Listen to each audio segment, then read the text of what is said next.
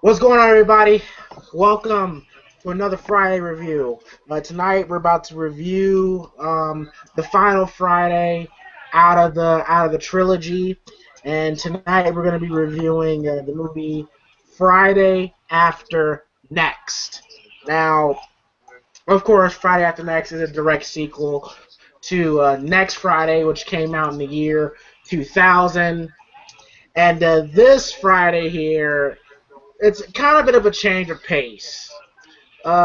This Friday movie is along the lines more as a Christmas themed Friday film, but the majority of the cast comes back. You have Ice Cube once again writing the script and coming back as Craig once again. You have Mike Epps coming back as Day Day. You have John Witherspoon coming back as Mr. Jones. Don Curry coming back as um, Uncle Elroy. Then you have a couple of new cast members. We have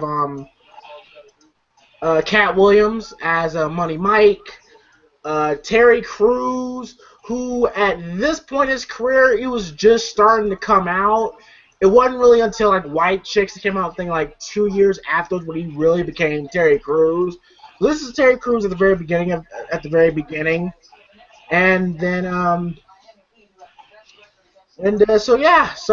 Friday After Next, it's about Craig and Day Day enduring another wild Friday, where this time they have to deal with a Santa Claus who was played by comedian Ricky Smiley. Now it's funny, when I first watched this movie, I had no idea I knew Santa Claus looked familiar, but then when I kept on watching, I'm like, holy shit, that's Ricky Smiley as the best fucking Santa Claus. So Santa Claus, they rob Craig and Day Day, and they steal their rent money, among other things. So while they have to figure out how to get the rent money, because their landlord not only has threatened to kick them out, but she's going to have Damon, played by Terry Crews, basically threaten that Damon's going to rape them unless if they don't have the money.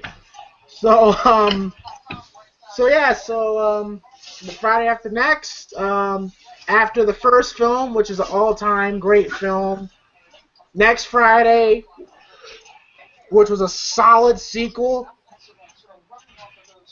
I was pretty intrigued on how this Friday was going to go. MG, Arlo, what about you guys?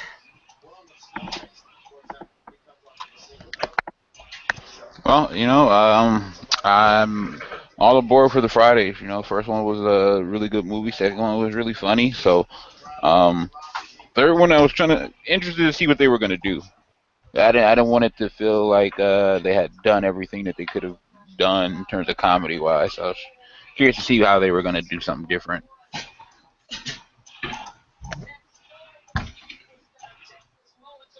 Yeah, I agree with that. I wasn't the biggest fan of the next Friday, but especially the first one and stuff. I'm like, all right, let's see if they have an intriguing story. And when they started out with the Christmas theme, like, fuck, it just seems like a cash grab to me. Starting out. Very, very good point. Very good point, Arlo. So, let's get this review started. The movie comes on with some classic Temptations, Silent Night, Holy Night. I mean, I know because from where I come from, I've definitely heard, that Temptations Christmas album over and over and over again as a child, so I knew exactly what the song was. While this happens, we see somebody in a Santa Claus suit, drunk, walking towards this apartment complex. And the apartment complex, we learn, is Craig and Day Day's apartment complex. Now, they're both asleep, and then, of course, we see the Santa Claus, quote unquote, sneaking into their house. Sneaking into their house, and then we see him taking all the presents, all their CDs, stereo speakers, basically taking away everything. And it was kind of funny because he finds a baby picture who I think was Day Day's baby picture. I'm not sure. And you kind of hear him like talking shit, saying like, "Damn, this is an ugly ass baby, eyes cocked like a pistol," you know. And then you see Day Day, sleeping with Chico, saying like, "All I want, Santa Claus, is 2 fat bitches and a bag of weed and 2 bags of chips to get to the fat bitches," you know. And then, of course, Santa Claus, like, he's going through their fridge, everything. It's like, damn, these niggas broke, man. No Christmas ham or nothing in here, you know. So he's like going through the refrigerator. Then, of course, back to Mike Epps saying, "All I want is 2 fat bitches and some cheeseburgers so Chico can lick on them and 2 years supply of rolling papers." You know, it's like what? So then we see Santa Claus picks himself a bologna sandwich, which is a big no-no. Like, you're supposed to go in, grab what you have to get, and get the fuck out. That's the point of a robbery. So you can tell this dude's an amateur. So this thus wakes up Craig, and I'm not gonna lie. When I first saw this movie, this scene, this line here had me screaming. I thought this was so fucking funny. Craig finds Santa Claus in his refrigerator, turns on the light, and the opening line here made me laugh. He says, "Man, what the hell are you doing in my house? Eating a big ass sandwich and shit." And what Santa Claus says at that was hilarious. He says, "Nigga, I'm Santa Claus. Where the fuck the milk and cookies?" When he said that was so fucking funny. He says, "I'm Santa Claus. Where the fuck the milk and cookies?" And then a fight breaks out between Santa Claus and Santa. You know, it's a struggle at first. You know. Bro, you said there's a fight between Santa Claus and Santa, right? Santa Claus and Craig. Santa Claus and Craig. Santa Claus and Craig. And they, this whole time they're fighting. Craig is screaming, "Daddy! Daddy! Help me, Daddy!" And then, of course, Daddy can't hear this. He's still talking in his sleep, saying, "All I want is a fat bitch with a name belt that said glitter on it." So then, of course, Craig loses the fight with, Santa Claus, beating the shit out of him with the Christmas tree, which that alone is ridiculous. And then Santa says, "Oh, Merry Christmas, motherfucker." And then he tries to climb out the window. He falls out. I'm like, so he's kind of he's a dumb criminal. So Santa escapes. Craig wakes up Day saying, "We got robbed. I'm gonna call the popo. Wake your ass up. I know you heard that shit and everything." And then Day wakes up like, "Oh, damn, Chico, we got robbed." And then we get to a pretty interesting opening credits here. It's like an animated. We see the Santa Claus crook, literally, walking around South Central, like robbing areas, robbing houses, stealing weed, basically everything. So then we get to the early morning. You see Day talking to the cops, saying like, then I caught him. I hit him like 4 times. I would have been a boxer, but I was in special education. Like everything. Like, I'm telling you, I was whooping his ass. And then Craig's talking about how, Craig's telling him that, he took all the presents, my CD collection, even took Day baby pictures. And he got our speaker and got the rent money. And then Day hears this, like, he gets all charged up and everything. He's like, "He got the rent money! He stole the rent money!" And then Craig, who's pissed off at Day, rightfully so, because you would think somebody who, would have your back in a fight, doesn't even show up. Yeah, he's pissed off at Day, saying like, "Man, shut up, you ain't gonna do nothing. Where the hell was he when he was beating my ass with that tree?"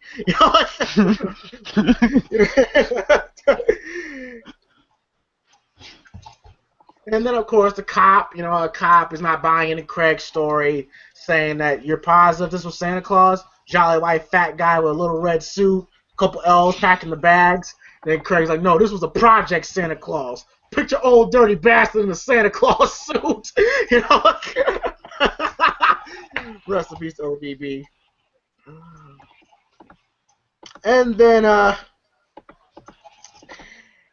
of course, Day Day going up to Craig saying, you need to stop talking to the police like that. And then Craig's, you need to shut up. You need to stop talking to me like that. I ought to kick your ass for the way you acting this morning.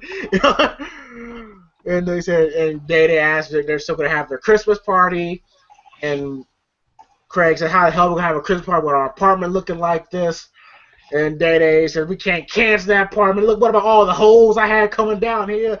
I invited some nice-ass girls who said they wanted to fuck for a buck, do something strange for a little piece of change, and know we're going to make them holler for $1. One of them said they were gonna suck my dick from the back. I ain't never had that happen to me. I want to see what that feels like, And then, of course, Craig's like, I don't give a damn about you. He has to worry about that rent money. And Craig and Day Day, they're arguing. And then one of the cops find their weed plant. So, of course, they're trying to make excuses that Day Day got cataracts, like he needs the weed and everything. Then, the cops say, they threatened to throw him in jail. They won't see a judge for, throw him in jail Friday. Won't see a judge till Sunday. Then, of course, the cops, they want to smoke the weed. But you say, we're good guys. We're going to confiscate this till we, as evidence till we find the real Santa Claus. And then Dad's like, oh, that's fucked up too, And then they even ask, okay, when we catch Santa Claus, what do you want us to do? And there's like, well, cracked ribs, fractured skull, and Craig says, give him an eye gouge too while you're at it. And then Daddy comes out of nowhere and says, yeah, stick a plunger in his ass. And then he gives them, and then the cop gives Craig and Daddy their card.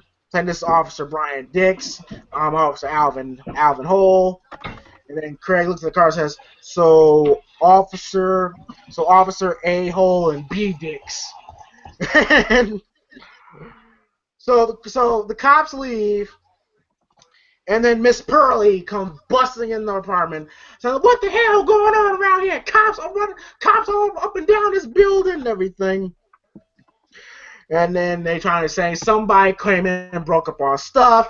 And then Miss Pearl said, well, I hope they didn't get the rent money because you two motherfuckers been ducking and dodging me about 3 weeks now. And today it takes you motherfuckers gonna kick in.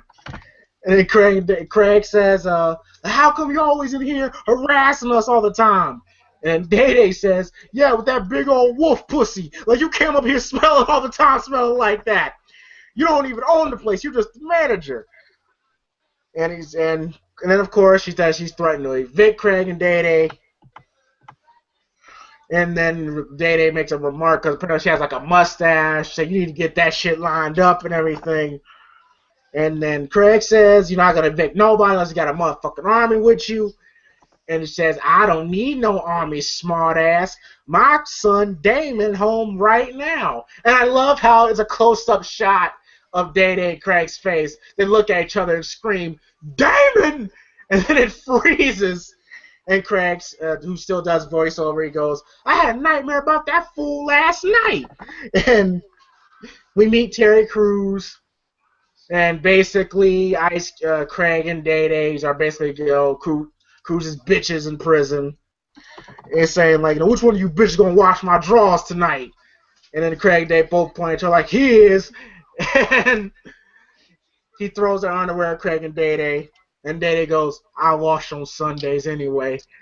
And then Craig says, okay, starch or press? Starch, nigga!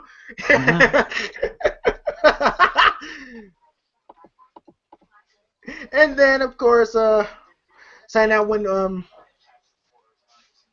then, of course, Miss Pearly says that when you spend, that Damon got back home last night, and want to let y'all a little secret, when you spend 12 years in a level 4 prison yard, you become quite fond of little old girls like yourselves. So either I'm gonna get my rent money today, or someone gonna get their salad tossed tonight.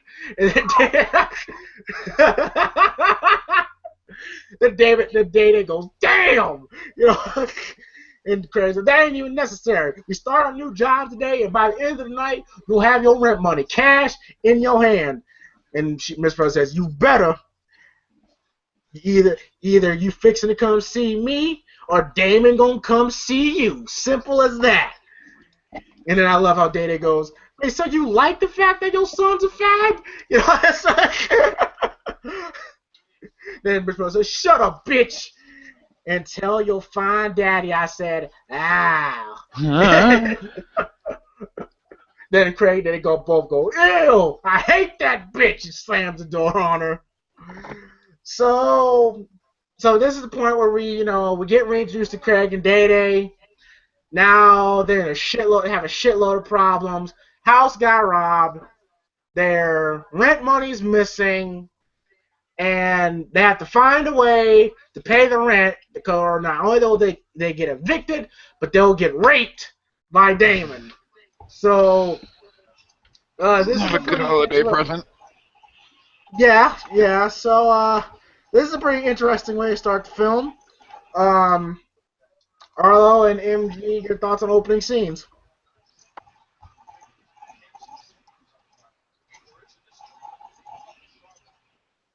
All right, Arlo's not gonna go. I'll go. I thought the funny was open. The opening was funny. Yeah, the funny was open. The funny was definitely open here. It was good seeing, Santa get beat down with that Christmas tree by Craig after Craig broke into his house.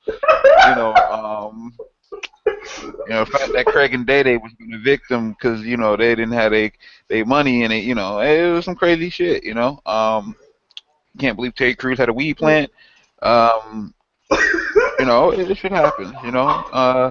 It's what happens when you watch. Next Friday after next. It should happen. Seriously.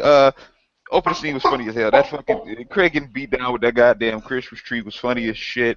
Even when he's talking to the cops and they was mad, like James said.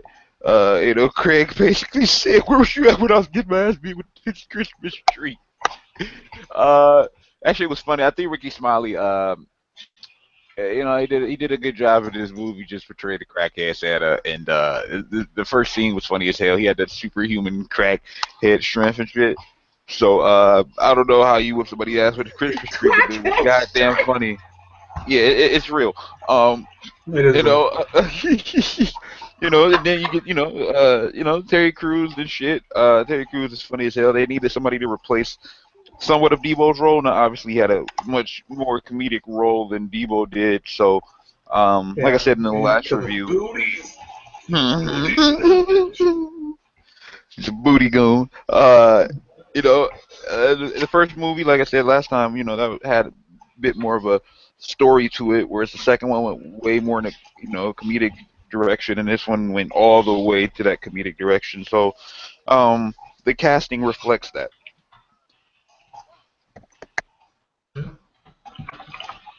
Yeah, I agree with that.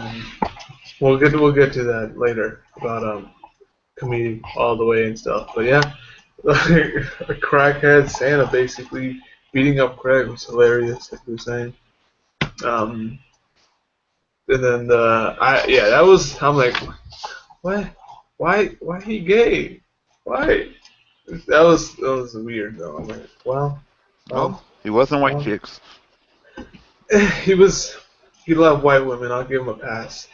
Nah, fam. At the end, he wasn't even mad that it was a dude. He was mad that he wasn't white. Sound like Mark. The booty tickle. Right, Sound like Mark. But yeah, that shit was weird. It still is. But that shit was really funny, and like, yeah, I didn't really like that part. I'm like, okay, they really don't need this, but all right, you gotta make it awkward. Go ahead, go for it. But yeah, I like when the crackhead was beating on Craig. That was funny. Adam. Yeah, that when I started watching this movie, I seen Day Day fucking laying in bed talking in his sleep. First thing he says, "All I want for Christmas is 2 fat bitches and a bag of weed." I'm like, well, there's James. I don't even smoke. What you What those 2 fat bitches up? and that Doritos. One of them, I mean, one of them's Havoc, and I mean, but the other one that's questionable. But I'm good. You And just then say when the Awesome Kong thing was questionable. Bro, not So you no considered, Havoc, bro. it in the past then. No, not the, what you talking about, bro, You said Havoc was one, and the other one was questionable. The other one was Awesome I didn't Kong, say so that I didn't means say that you literally sat down and thought about it before. It wasn't an Hey, instant no for you. That means you had oh, to you do not want to think go there about with it. me, bro. I could bring up last night. I could bring up last night again, bro. Don't you go there with me. That's fine, and it was visibly a staged contest, which they admitted. And number two, I got more answers right than you. Yeah, you did. And Yeah, both you of y'all did. got that fat bitch wrong. So yeah, you did. both of y'all did. That's fine. I was 7 out of 10. Everybody else was worse. No, you were 8 out of 10. I was 7 out of 10. Oh, Anyway, well, see, even better.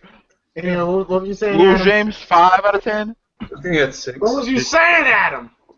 Mm-hmm. Let Adam finish. But with Day Day say, yeah, I got these bitches coming over. They'll do this, this, and this. I'm sitting there thinking the whole time, yeah, this is James talking. We stop talking about me. But I don't know if you guys caught this, but the cop that found the plant was Arvin from Sweet Life Sweet Life of Zack and Cody. Thought it looked familiar. Yep, that's it. I thought the same thing. I'm like, man, that motherfucker looks familiar. And I just looked it up, and that's who it was. So, I see. and you know I've been saying it was a fucking crackhead because he fucking had the lips in the bandana cut out just so he could take a drink and fucking eat. So, but yeah, then getting to Terry Cruz's character, I'm like, yeah, there ain't no fucking way. If I see that motherfucker coming, I'm running the other way. You know. Better.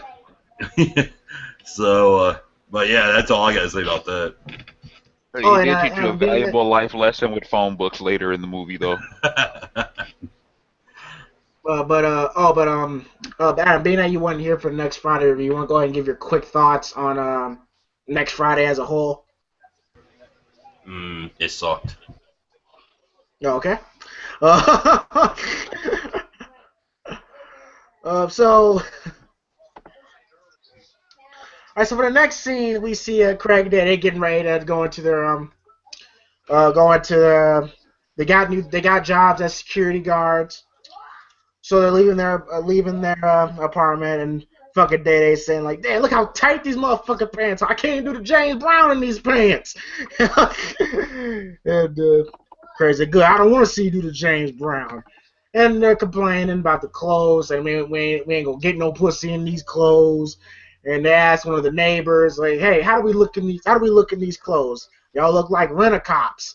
And then Day go fire. What about them rented titties? You know, like. And say like, I ain't no rent-a-cop. I'm a top flight security, and don't you ever forget it. I swear, the first motherfucker to get out of here, I'm gonna beat the shit. And then they stop in their tracks, and they see Damon. They see Craig and Day, just the two niggas I need to see.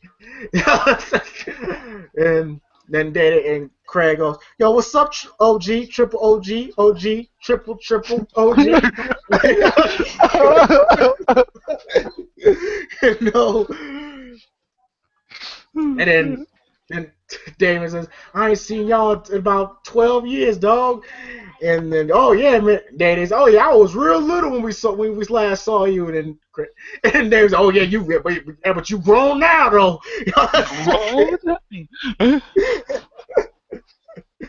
like, come on, give a nigga a hug, dog.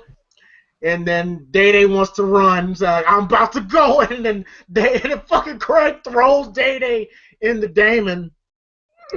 You know, I say, like, "Come on, man, it's cool, man. Come here, it's all right." Like, and he looks at Craig like, "Group hug, nigga." And then He forcibly like hug rape these dudes. and then of course Daddy goes, "Yeah, Craig." You know what I'm Man, Day, bro, you a hoe for that. saying? So then of course Craig gets close to Damon, and Damon holding them together close and everything, saying like yeah, it's good to be home because in the prison, dog, ain't nothing but the fellas, nigga. You know what I'm saying? Like, we got to care about each other and everything. And then and then he literally fucking like grabs them by their necks and shit. Just the reaction of Craig and Day when they get like snatched up like that is just hilarious to me. And then you there, like somebody get my mother. And then, and then Damon says, "I heard you motherfuckers ain't paid your rent like this month, ducking and dodging moms and shit." And then Craig says, "Get your titty off my chin." and then so "Get your titty out my chin." And then said, "You show up here tonight without that rent money, and we're gonna get real motherfucking acquainted. You dig?" And then Day screaming like, "I can't breathe! I swear to God!" And Craig pointed at Day like, "He can't breathe!" And then he said, "Do you dig?" And then they both say, "I feel you, dog. We digging it. We straight, man." And then Damon says, "Good. I'm gonna say this shit once." And then of course, Day and Craig walk away. Day crying and shit. He said, "Yeah, y'all look good in your tight ass running cow outfits. Merry Christmas, niggas." And then of course, Day complain like, "Man, that's some bullshit. Man, he gonna do something strange to us, Craig. Watch." So So they leave, and while they leave, you see the two cops actually smoking the weed they quote unquote confiscated from Data and Craig, which I thought that was kind of funny. And then they show up at the shopping mall where we learn that John Witherspoon a year ago, again continuity, but a year ago they claim that he quit his job as a dog catcher, and him and his brother decided to go into business to own a barbecue restaurant called Brothers Barbecue. You know, it tastes so good, makes you want to slap your mama. You probably saw the commercial. And then you see Uncle Elroy in the TV commercial saying, "Y'all tired of that barbecue from up the street where they give you more sauce than they give you meat? Then bring your big ass down to Bros Barbecue." That's right off Manchester. Bros Barbecue. Tastes so good, make you want to slap your mama. Don't it, Willie? And then John Witherspoon eating a rib in the background going, "Yeah, boy. Hey, mama." And then the mom goes, "What the hell you want?" And he literally slapped the shit out of his mom. But they give you more sauce than they give you meat. Well, bring your big ass down to Brothers Barbecue. 15837 South Crenshaw Boulevard. That's right off Manchester. Brothers Barbecue. Tastes so good, make you want to slap your mama. Come to Willie. Yeah, boy. Hey, mama. What the hell you want, Willie? Every one of those pictures, so it's man shooting. And the fact that she was late. She was laid the fuck out too. He said, "Oh man." So Shit out her ass, bro. The soul. Let's be honest. If we did that to our moms, we'd be dead. Well, yeah, we really would. You're right. You're absolutely right. So, You right. So then they drive up to the shopping mart, and then Day trying to tell, and then Craig trying to tell Day, "Listen, Day, we only security guards, all right? Ghetto security guards at that. We ain't cops. We ain't America's Most Wanted, NYPD Blue, none of that shit you watch." And Day like, "Are we something like them?" "No, we nothing like it. Okay. All we're gonna do is take it easy and make this money, and you gonna watch your temper." Then Day like, "I ain't gonna watch shit." and saying, you're gonna treat people right, talk to people right, you gonna get your ass kicked around here real quick. They said, I don't care about it, getting out of hand. I ain't getting into shit. This is a job, man. This ain't an adventure. This is real. I'm gonna let you know. I'm not having it. Everybody's suspect today. I told you, I'm a player. I don't care nothing about that. And then when he tries to get out the car, he fucking got to take his seatbelt off. He gets caught and shit. And then, so go, player, get your ass out, player. Fuck you, you remedial. What does that mean? Retarded. And then and so they get out and they're about to walk into Bro's barbecue and they see somebody dressed as Santa Claus in the cash register. So Day and Craig, thinking that's Santa Claus that robbed them, literally go and beat the fuck out. They beat the fuck out of Santa Claus, thinking it's them. Only to find out that it's John Witherspoon. It's John Witherspoon like Craig, Daddy, what the hell y'all doing to me? And then everybody comes out, Uncle Elroy comes out, and then Craig, Daddy, and Willie, they're approached from behind the counter. And Uncle was like, Willie, what the hell are you doing to the boys back there? He said, no. Like, no, I'm counting the money from the register. These fools knocked the hell out of me. And then Craig Denny basically play a game of like, no, he made me do it. No, he made me do it, and everything. Like little kid shit that we used to do with our relatives when we get in trouble. Like, no, he did it. He made me do it, and everything. Which I'm like, y'all two grown ass men now. Come on. So then they bring up the fact that Santa Claus robbed them, and then Day blames Craig, says like, he stole up here. Craig, let him do it. Like, why you blame me? 'Cause you did. And then I tried to fight him and Day, and I was screaming. He wouldn't even help. And then Uncle Elroy said, well, what did you do, Day? Like, and Craig, he didn't do nothing. He stayed asleep the whole time. And then Day said, can I tell my story? I didn't do shit, Daddy, but he could have did something about it. And they said, what does he look like? And then Craig said, he looks like Bobby Brown in a Santa Claus suit. Oh, we gotta do my man Bobby Brown like that, bro. And then one of the ladies talked about, I heard about him. They call him the Santa Claus crook.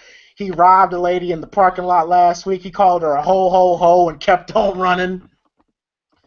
And then Dad goes, like, who the fuck are you? And this lady here is played by female comedian S'more, who says her name is Cookie, and Elroy's new girlfriend. Now, this is the woman that MG said you would have fucked, who you thought was Sugar? Yeah, S'more. Yep. Okay. So, back, before 2016, obviously. Okay, good. So, I'm just saying that's not my type anymore, so.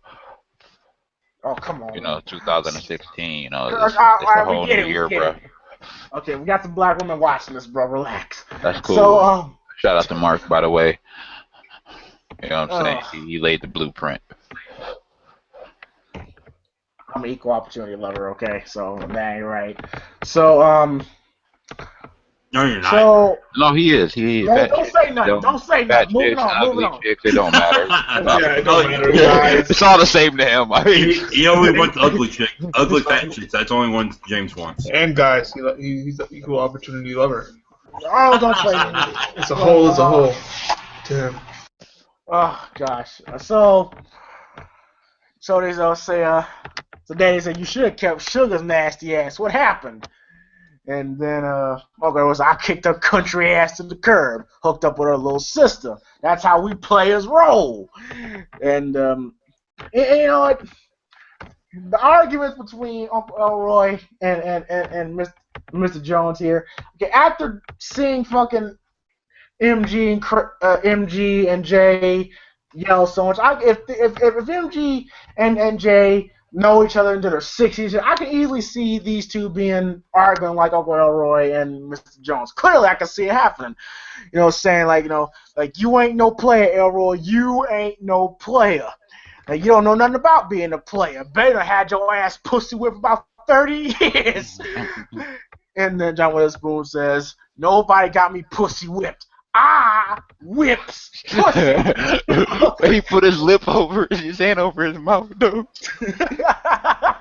Witherspoon fucking killed this role. He did. And then when he says that they smacked him in the back of the head, and then he quickly changed the subject. Oh, y'all, you boys look really good. Your Rent-A-Cop outfits on, you know. And it says, I mean, this top flight security, we ain't no Rent-A-Cops. Daddy, how do I look? And I'm like, oh gosh, Mike Epps. So, and then Uncle Elroy says, you look like a damn snitch. You look, you ready to tell on somebody right now. He says, no. And then they saw Craig talk about how we're supposed to have flashlights, tasers, and all that stuff. And then Mr. Jones, Uncle Elroy says, so y'all didn't hear about what happened to y'all didn't hear about what happened to the last two security guards, right? And then Craig like, no, what happened? And then Uncle Elroy's about to tell them, and then Mr. Jones says, oh, Elroy, mama's in the back with the sauce. And then like, oh shit, mama! And he literally tossed his cookie off, like, get off me, bitch! And then they ran back into the kitchen. And while this is going on, Craig is like, what happened to the last security guards? So they go back into the kitchen, and then fucking, like Mama Jones, a big ass black eye. She's like, she's paranoid. Every time when anybody gets near her, she feels like she's about to get slapped. And then she's like, Uncle Elroy goes up to her and she's freaking out, like, no, Mama ain't gonna hit you, Mama, and everything. You done lost your mind since Willie slapped you. And then Mr. Jones said, you should have never let her in the commercial anyway. You mean you're the one who gave her a concussion, Willie? You were supposed to be acting. so he really did hit her. So like, god damn. And said, I should have smacked the hell out of you. And then Craig's like, hey, Mama, Big Mama, you all right? And then Big Mama says, who are you? It's Craig, Mama. Who's Craig? Your oldest grandson, the smart one, not Daddy. And Uncle was saying she'd be having blackouts, blurred vision. And then we see fucking John Witherspoon putting like handfuls of salt in the potato salad. like what the fuck? So he's like putting handfuls of it in the potato salad, and Uncle Elroy's saying what I would be saying, like, that's enough damn salt there, Willie. And then Joe was like, oh, I know what I'm doing. Man, nobody put all that goddamn salt in potato salad. And Craig says, y'all argue too much. What the hell wrong? Y'all should get married. And then she says, Mr. Jones, why are you in such a competition with me? And Uncle Elroy, says that you jealous, Willie. Like, I can't help it. Like, I dress better than you. You don't. I cook better than you. You can't. My dick is bigger than yours. It was cold that night.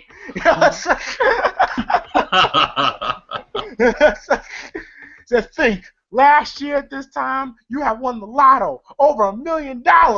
Anybody else would be living in the French Riviera. Instead, you back here cooking pig's feet with me at Brothers Barbecue. Good then, Uncle Elroy said under his breath, you tongue-tied dog catcher. You dumbass dog catcher. And I'm thinking, this is definitely MG&J right here. This is definitely MG&J when they get old.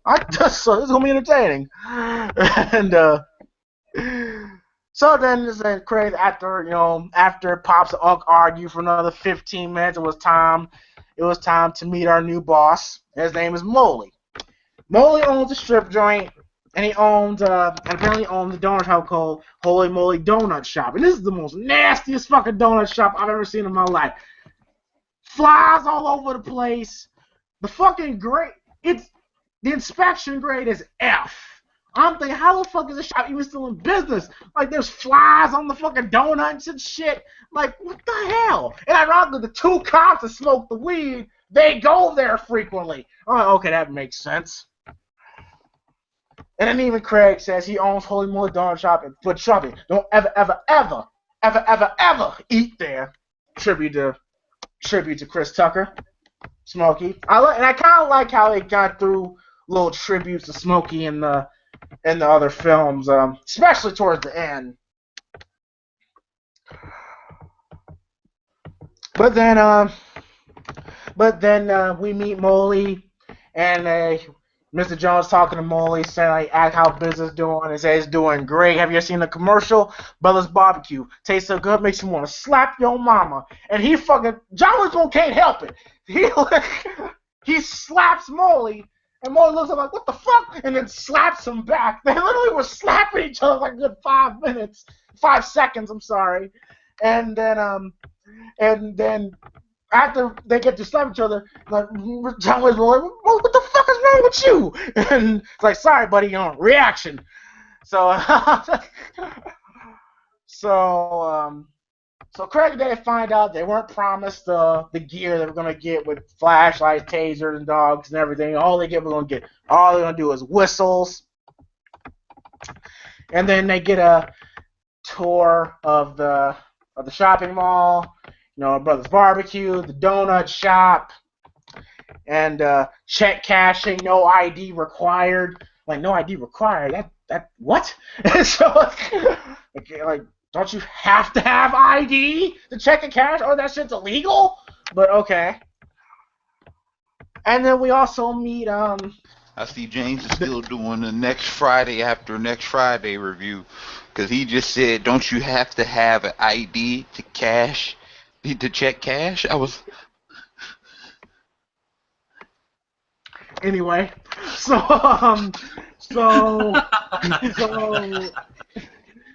we meet the new love interest. Her name is Donna, and then they simultaneously say, "Damn, who's that?" Another tribute to Smokey, I guess. And saying, "Oh, that's Donna. She works at the clothing store that says called Pimps and Hoes," and say that she has a boyfriend who owns the store, kind of treats her like shit and everything, and saying that that I will make her like one of my wives. And then, how many wives you got? 12, buddy. Freaks come out at night. What freaks come out at night? Like Houdini, yes, buddy. Yes. And I'm like, oh, okay, all right. And then we meet this is when we meet Money Mike, Cat Williams. Who come out saying like, "Hold up, wait a minute, let me put some pimping in it." And then Day's like, "Oh yeah, he's a funny looking guy. I don't know why he dressed like that." And then Money Mike tells Donna, "How are you? Doesn't matter. Get the trunk." And like, "Come on now, quickly, come on! I got a business to run." But don't you drag that coat? It costs more than you do. And so clearly Donna's about to be the new love interest. When I'm sitting here, kind of like, okay, what the fuck happened with Carla now? That's always been my problem with these Friday movies. Like, we don't know what happens to the other love interest. Shit. So AMG, don't you say nothing. Don't you say nothing. Don't you say nothing. This ain't Love Jones, now, bro. What you thought this was? I was gonna say, like, come on, where's this storyline continuity? This is not 2 Fridays after it. Where's the guy? Where's the guy? Where's the guy? All right, so that will forever be funny, by the way. That's never gonna get old. I was put the nigga girl, but where's the guy? So, you motherfuckers. So, you did it to yourself. You said it, bro. I was young and dumb at the time. All right. So anyway. So you were young and dumb when you experimented? Moving on. So. Hey James, how is Damien? Moving on. So then they tell Molly tells Craig and Day they got a little station there. There's a liquor store. They don't have nobody hanging out in front of the liquor store whatsoever. And then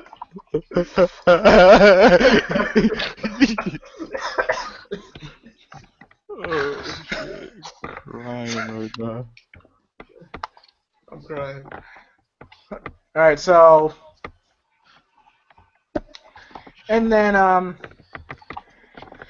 so then of course Craig wants to know what happened to the last security guard, but Molly won't even tell him. So now like that's kind of like a mystery, like what happened to the other security guards that job for Craig and Day accepted it whatsoever. So then Molly says, okay, go to your station and then guard this place, guard this shopping mall, this lot with your life. And they like, oh yeah, I'll die for this motherfucker, and then so they go and start the day. So fellas, again, more introduction of the characters. We meet some new characters: Molly, Donna, and Money Mike. And I guess as a side story, we got to figure out what happened to the other security guards, which I personally didn't really care, didn't feel like I had to know, but I guess such an important thing because Craig wants to know so bad. So, Daniel, your thoughts from the scenes of so just for a recap, when they run into Damon. And then they run, we meet, Mr. Jones and Elroy, and we meet Molly.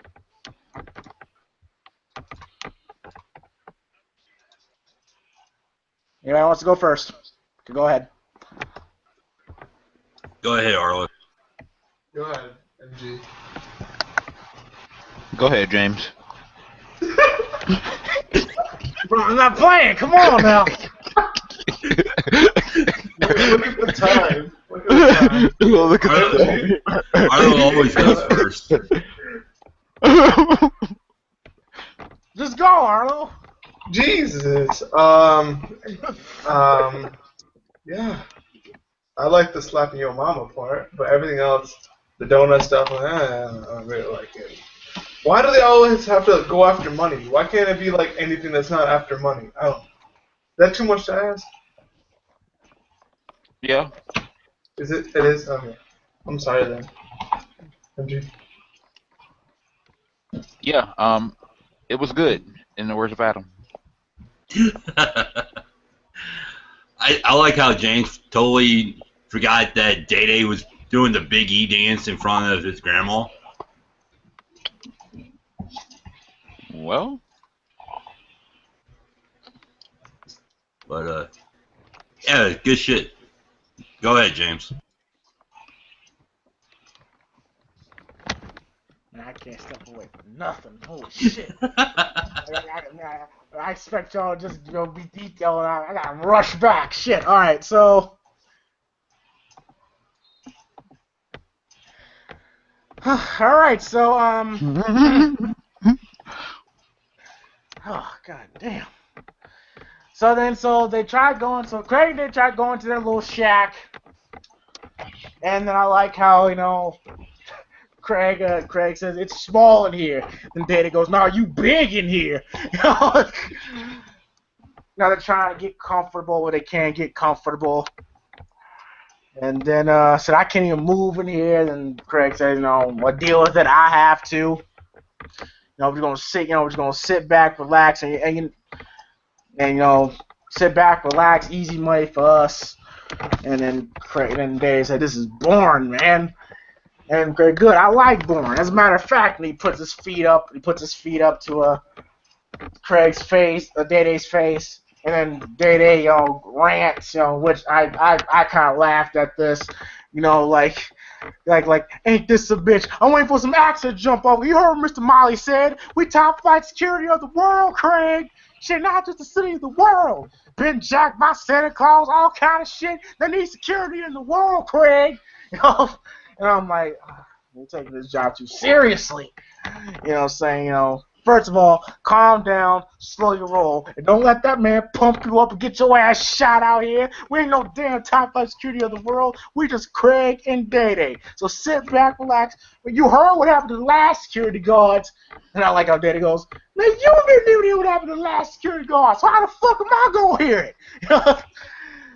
Just do your job. I'm gonna do mine. And Craig, I'm doing my job.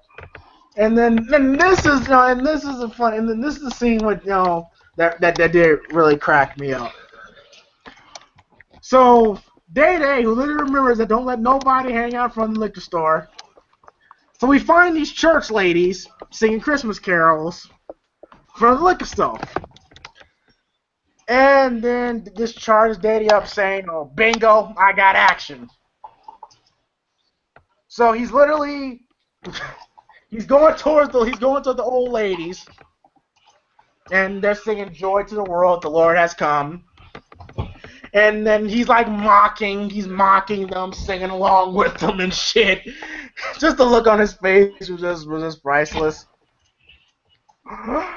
He says, and then he says, "Okay, now fuck all that shit. Y'all hoes gotta get off this corner with that." You know? And then the old lady's like, "Okay, now excuse me, sugar, what'd you just say? Y'all heard me. Y'all heard what I said. I said y'all hoes gotta move off this corner." You know? And then they say, "Man, you better watch that 50 little mouth of yours. You talking to children of the Lord." And that's why I want you to know who you talking to. Top flight motherfucker security. You know? And then Craig's trying to be the voice of reason, like, "Yo, man, you can't talk to these old ass ladies like that." And that offends the old ladies. Like, who the hell are you calling old? You know? And so Day's trying to move them aside, and she's like, "Now wait a minute, bitch! I ain't no killer, you understand me? Don't you push me, don't you touch me!" Then Day screaming back, "Y'all gonna make me blow this? I'm gonna blow this shit up and everything." And then man, "Fuck you and your whistle." And then Day says, "I see what y'all trying to do. Y'all trying to use the Lord's name, sell some pussy on this corner. I know what's going on around here." So that pisses off the old ladies. And Craig trying to, calm down Day. And then the old lady said, "We're going to go back to the church. We're going to pray for these niggas. Have mercy, Jesus. Forgive me, Lord." And I'm like, wow. So Craig is trying to tell Day, "Man, you can't be talking to people like that. Man, that's somebody's grandma, fool." And then Day's like, "I could talk whoever the fuck I want to. I'm the law around here. And I'm going to write your ass up for insubordination. Let me do my job and you do yours. Top flight." And then Craig's saying, like, you can't believe how much of an asshole that Day's acting and everything. He got that whistle. Day's abusing his authority. And then all of a sudden he stops the car with a bunch of ladies in there, saying, she said, "I'm trying to go to the check cashing place." And then Day says, "You can't park here because there's a new policy. Give me the number or you can't park here." And then the lady said, I never heard no policy like that. You never met a top flight security nigga like me. Just give me the number and get. What the fuck is going on, man?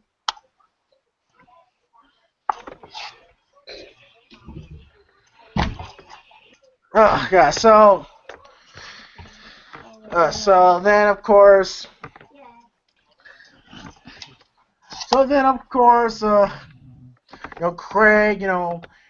Craig once again trying to calm down Day. They said, "How come every time you get a little position of power, you always gotta abuse your authority? You need to work on your people skills." And Dad's like, "Oh, that's some bullshit. My people skills are way better than yours, nigga." And they just sit down, relax, and then of course Day finds somebody.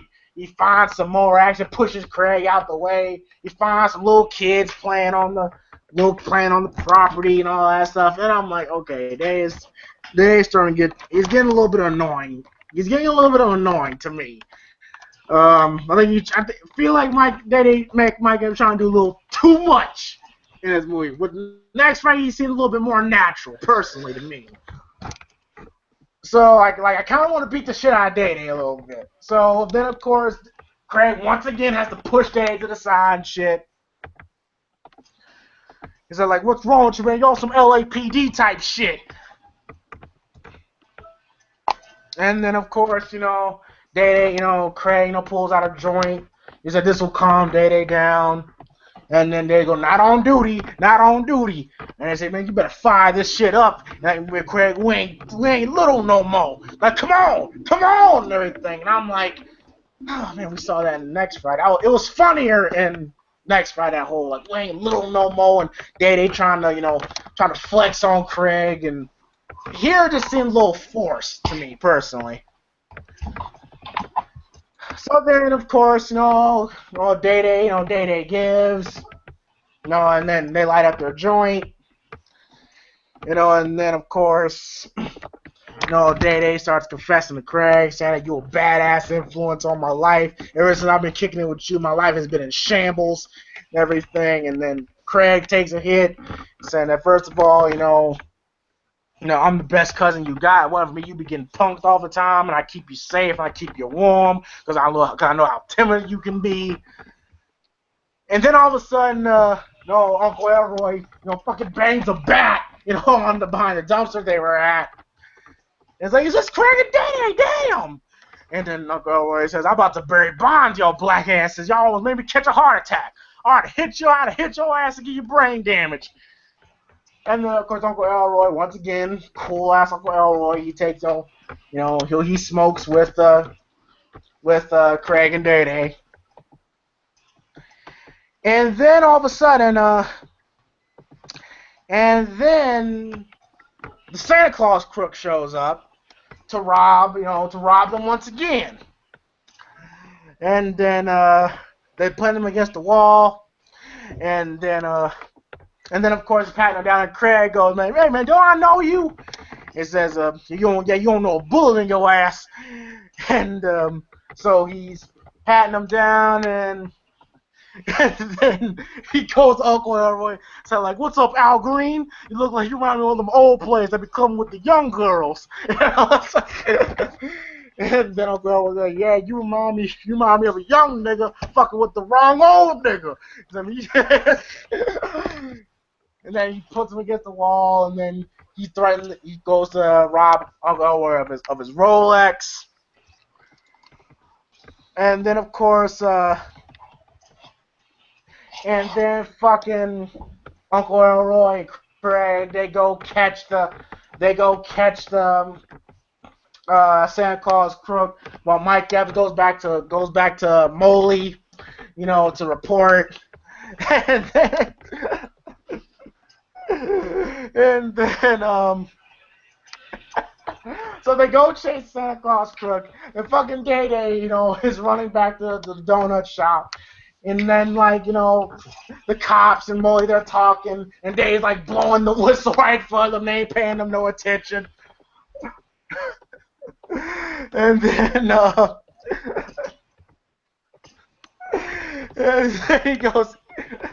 he walks in and goes, man, y'all ain't hear me blowing this whistle? Oh my God, Santa Claus, Santa Claus Jackson, he almost fucked us and robbed us. It's how Daddy was delivering was just hilarious to me. And then, of course, to make a long story short, they couldn't catch him. They couldn't catch them whatsoever. And then, oh wait, I'm sorry, my computer's fucking up right now.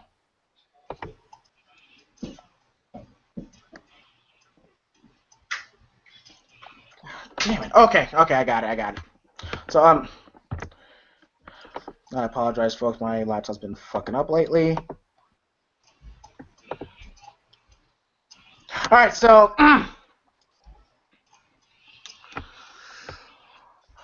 then, of course, who the fuck is messaging us right now? Like, get the fuck in the Hangouts, guys. Come on. Jesus fucking Christ. I got a review going on here, man. You keep getting distracted. Alright, so, Jesus loves you, no hobo. Oh my goodness gracious. So, So then, of course, and then to make a long story short, the cops once again reporting the situation, saying that, Santa Claus jacked us, twice in one day and everything. And then of course, and then we meet Miss Pearly, who's gonna go, he's gonna go search Craig and Day Day's apartment. And then fucking Terry Crews, who is, he's watching Tupac's "How Do You Want It" video. And oh my fucking gosh, it's disturbing, but it's hilarious at the same time. Where so he's like, said, "Hey, don't make me a sandwich when you come back," and Mr. President, "Make your own damn sandwich," and goes to leave. And then fucking Damon's like watching the Tupac video, saying, "Tupac, Tupac, Tupac." Says, "God damn you fine. Ooh, the way you talk gangster nigga." What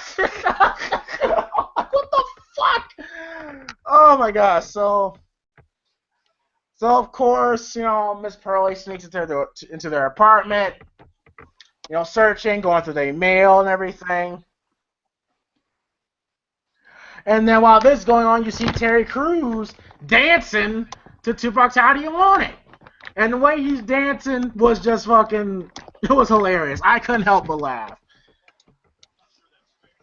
So then, of course, and then Miss Pearly was searching, and he finds Craig Day's box of weed. She steals some. Then Chico bites her in the ass. I didn't really care too much about it. And then back into the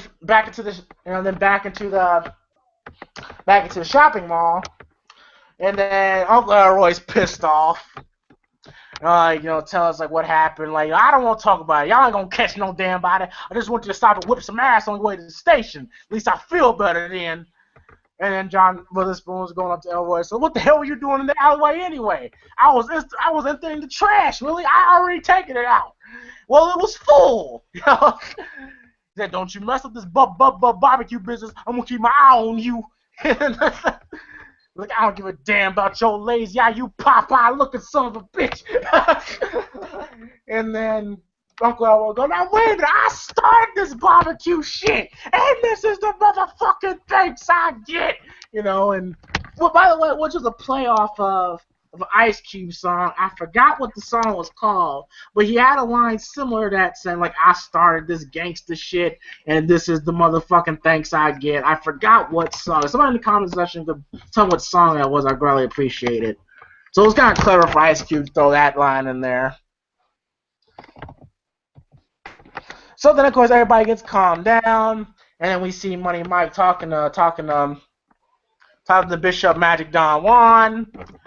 And who was a down south legend, of course, and then we meet and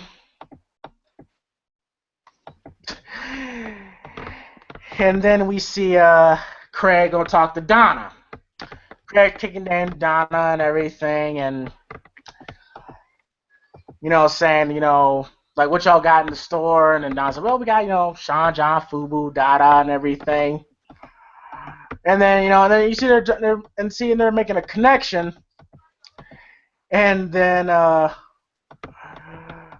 of a sudden, Day fucking flies out of nowhere. He goes, "Oh!" And then he flies in between Craig and Donna, saying that, "Oh, what's cracking, baby? My name is Day Day, and this is my big head cousin. Bevo Lottie got more head than he got body." He said, "I spotted you from across the lot, and I'm going to let you know, it ain't your booty, it's your beauty.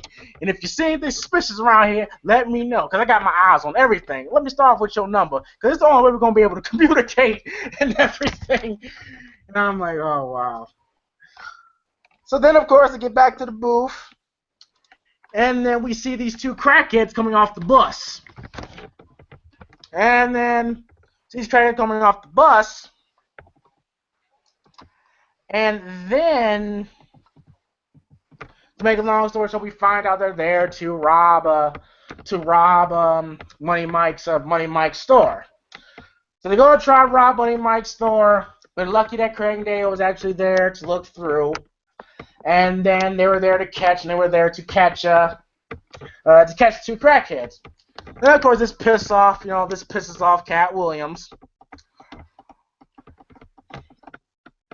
And then that's it for that scene.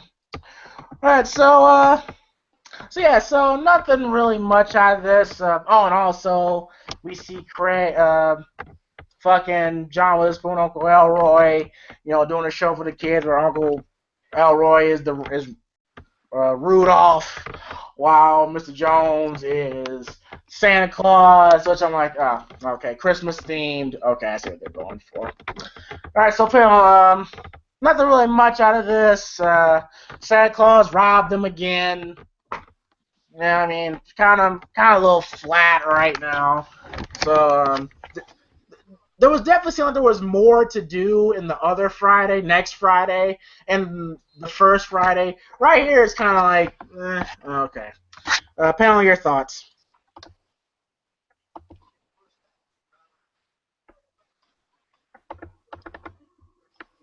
MG, Arlo. What's up? Your thoughts. No, I'm just fucking with you. I don't even know what part of the movie we at, bruh. I ain't even gonna lie to you. All right, to the point where Craig, Day basically abusing his power, to Santa Claus robbing them again. Craig trying to talk to Donna, Miss Pearly, going through the apartment. I mean, yeah, that should be enough right there. So now, Damon dancing Tupac, all that stuff. In terms of Miss Pearly going through their apartment, you know what? I probably would have got annoyed with her had she been in the movie a lot more, but I feel like she was there just the right amount, so her scenes were funny and they weren't oversaturated. So that was a good scene. Craig trying to talk to Donna. I ain't mad at that, brother, man. Donna was fine as hell. Let's just be real about it here. He was obviously getting somewhere, but Cat Williams, aka Mike, was he was in the shadows and shit, so it wasn't much Craig could really do. At this point in the movie, I'm actually liking this movie at this point in the movie. I think it's funny. It's definitely a turn from the last two, but up to this point, I think it's working for what they were going for. That makes sense. Makes sense. Arla? I'm in a different boat with you with that. Yeah, I think they're doing too much with all the antics and stuff. The specifics, I like some of the crackhead talk about. That was good. But like Andrew was talking about, the manager was annoying. The Damon knows shows weird. Fucking Adam.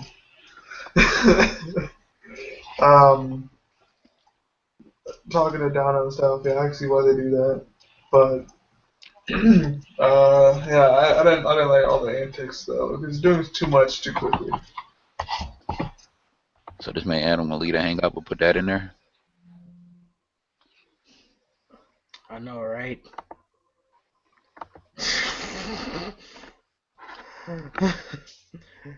Alright. Man, you motherfuckers are getting out of control. So, Shit happens. I guess so. So then, of course,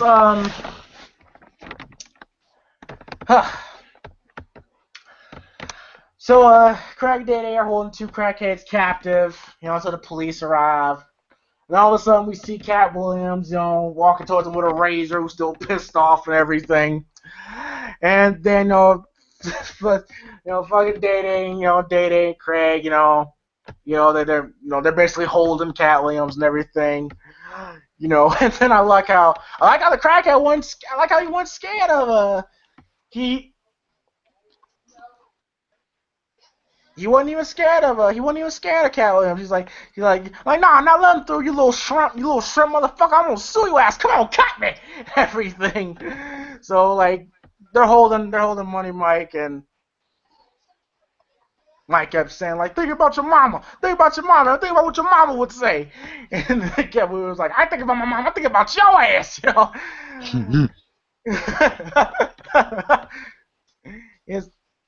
He's like, I'm fine. I got a little razzle dazzle. My name is Money Mike Player. How you doing? All right, don't squeeze too hard. And saying like, he introduced like, this is my young girl Donna. Say hi, woman. What's up? That'll be quite enough. Thank you very much. And saying we just opened up the shop around here and everything. We've been having some problems, obviously, as you see. I appreciate y'all because these cockroaches would have cleaned me out, And speaking of cockroaches, and he screams at Donna. Now, where was your antennas when them niggas were stealing? My shit out the stove. And then she's trying to say, but I didn't see them do anything. And then he's bitching at Donna. So I'm like, oh, okay, so Craig is basically about to, Captain Save a Hoe. And I'm like, oh, okay. He did the same thing last year. I guess you kind of say he technically did it with Debbie when Debo slapped her, but that was more, I don't know. I'm again, kind of putting, shit's starting to get a little redundant to me personally. So then he basically orders Donna away. And then, saying like, I don't do this for this ain't for play. I don't do this for fun. Don't be sorry. Oh, be careful. Lord, you know what? I'm tired of your presence. Dismissed. And then Mike Epps is probably praising him, saying, "You got to train, nigga. Damn." And then I like how Cat Williams says, "You can lead a hoe to water, but you can't make him drink." You dig what I'm saying? And yeah, I gotta keep it breezy around this bitch. Anyway, if I need to take care of y'all, I appreciate it. What y'all did for player.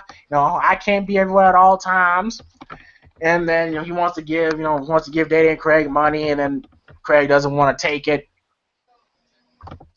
And saying we just doing our jobs, no charge. And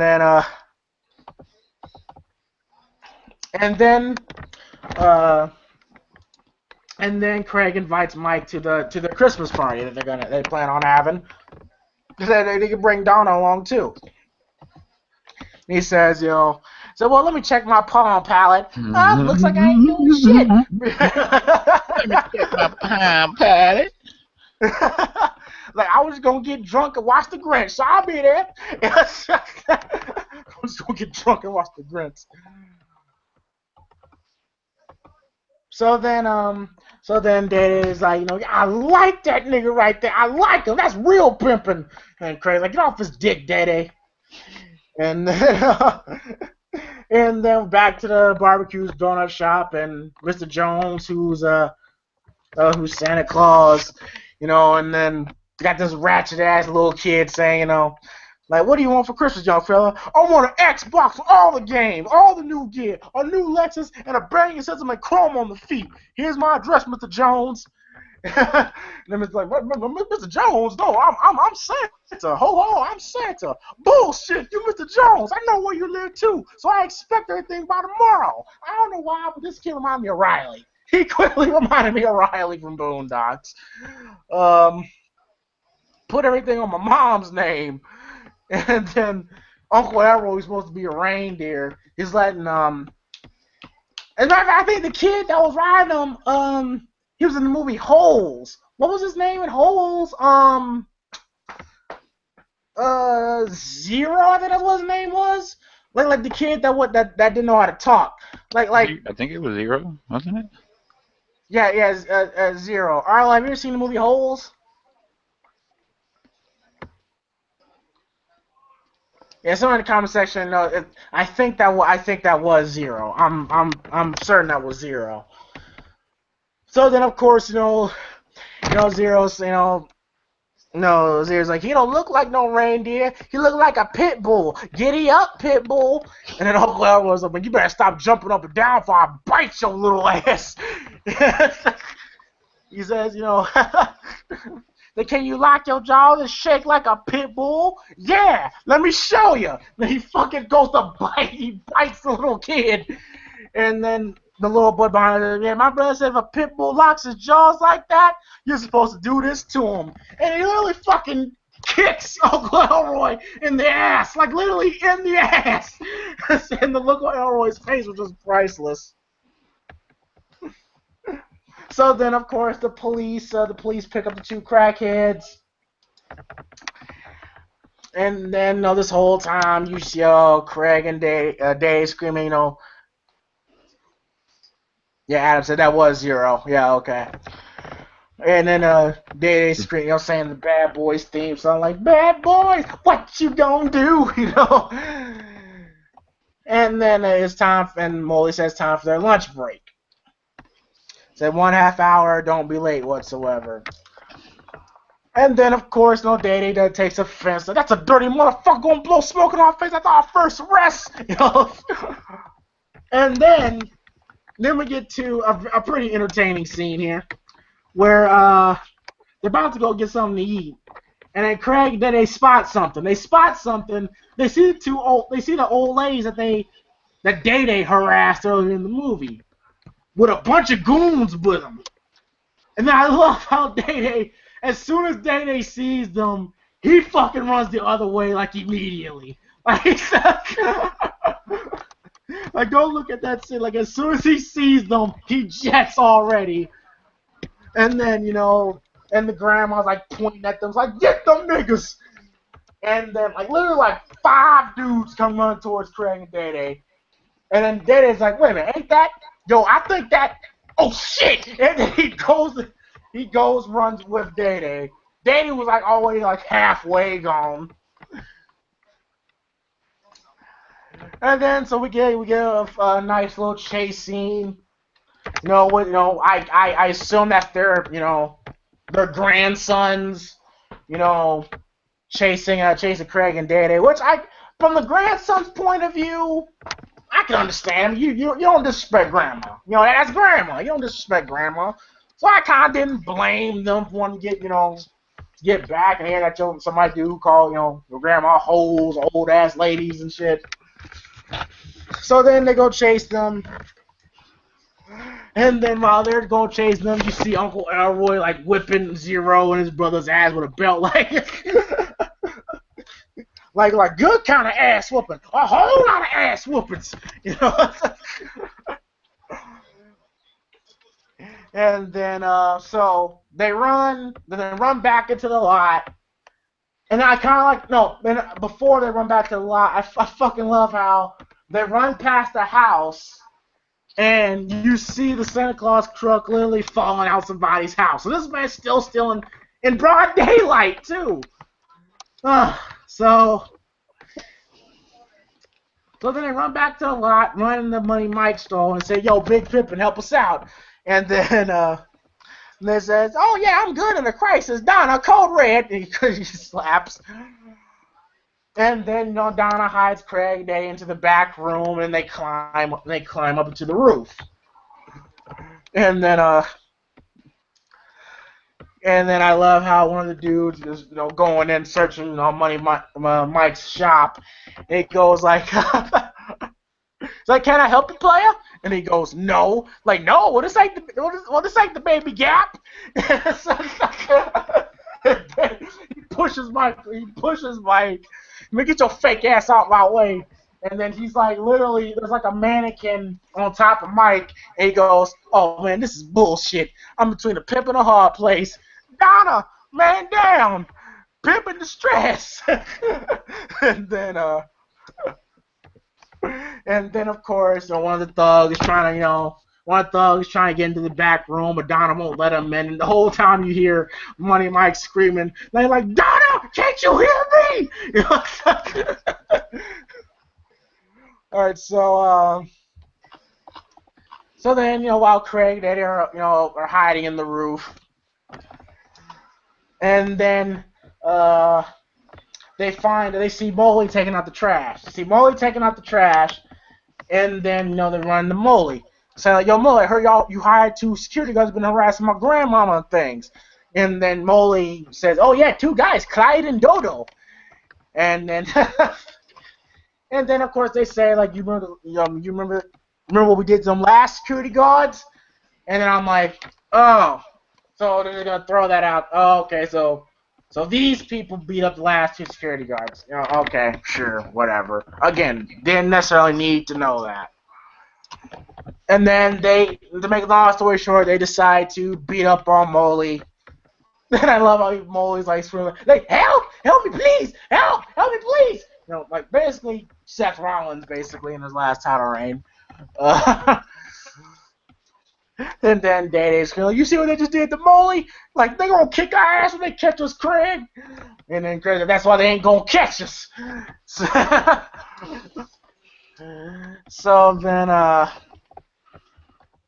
and then of course, they say they take their shirts off, saying I'm about to get my ass kicked over no job. And then they decide to throw their security shirts in the trash can and go to get something to eat. And while they're eating, Molly comes in. He literally got the shit beat out of him. And then Mike Epps screams, someone call 911!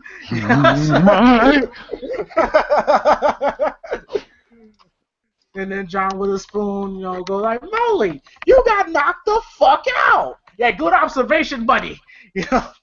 Like, where were you, buddy, huh? And then they said, we was on our lunch break trying to get something to eat. Yeah, so we could secure this nasty-ass lot.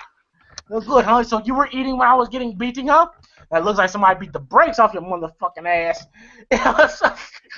Like, you were supposed to be security guards. And then, of course, they say, well, we are security guards. Like that, a bitch? No, not anymore. You're fired. So Molly fires Craig, Craig and Day-Day. Which is bullshit, because, again, they were on their lunch break, so it wasn't their fault. And then, of course, the family's pissed off. Uncle Edward wants to beat the hell out of them. Day-Day trips them and everything. They're enraged, understandably so. I mean, they got fired on their first day. I mean, that's bullshit. Or bullshit reasons, too. And then, they say, well, Daddy, you gotta do something, Daddy. And then John Witherspoon says he has an idea. He ain't gonna get away with this. Yeah, boy. And then we find out that Mr. Jones called the health inspector. And then they're like, damn, Uncle, you a better snitch than me, Uncle Willie. And then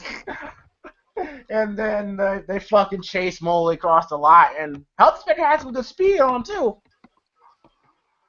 So then Craig's like, Cookie ass Craig, they're still gonna have a party, and Craig say he ain't in spirit no more and everything, and say, oh, it's Christmas, you're supposed to be happy, and so then of course I like how they leave and Day-Day goes, so what we gonna do, man? And then fucking Day does like a fucking dance in front of Craig, which I was like, random, but alright. So then Craig comes up with the idea, saying that they're gonna have a rent party. We just charge everybody that come in the place and everything. So so Craig and Day decide to have a rent party. Smart idea, I guess. Well, the chase scene was entertaining, but really wasn't nothing much. Yeah, so far, it has some funny moments, but not really feeling it. Not really feeling it thus far. Arlo and MG, maybe you guys feel different. I don't know. Your thoughts?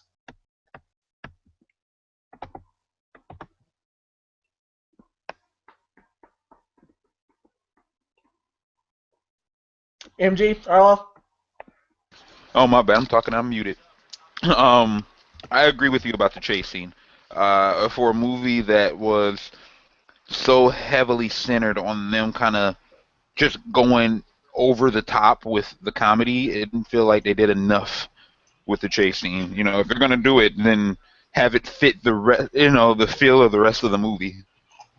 You know, what's the call getting beat up was funny as hell. Like you said, man, when Day said somebody please call 911, that shit was funny.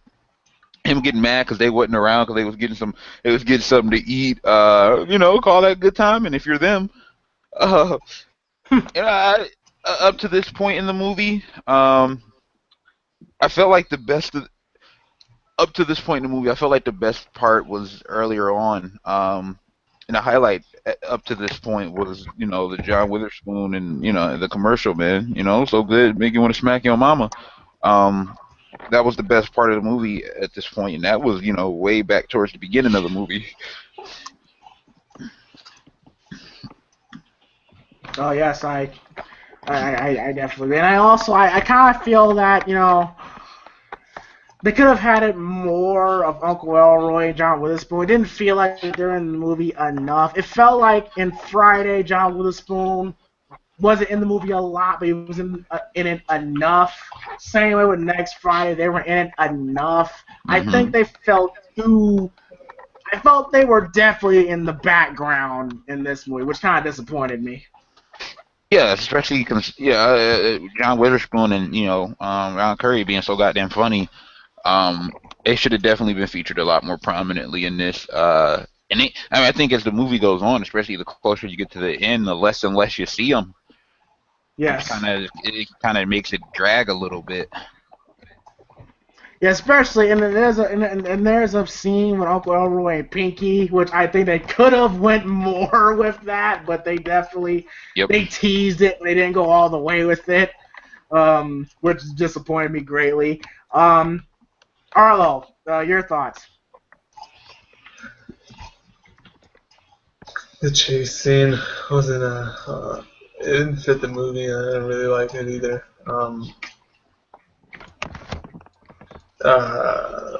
Molly getting chased around and stuff was kind of funny, especially him running away from the health inspector. That shit was too good. And then Uncle Elroy getting rode like a dog. That's pretty funny. And then beating the kids afterwards was good. Yeah, but I'm just disappointed with the movie so far.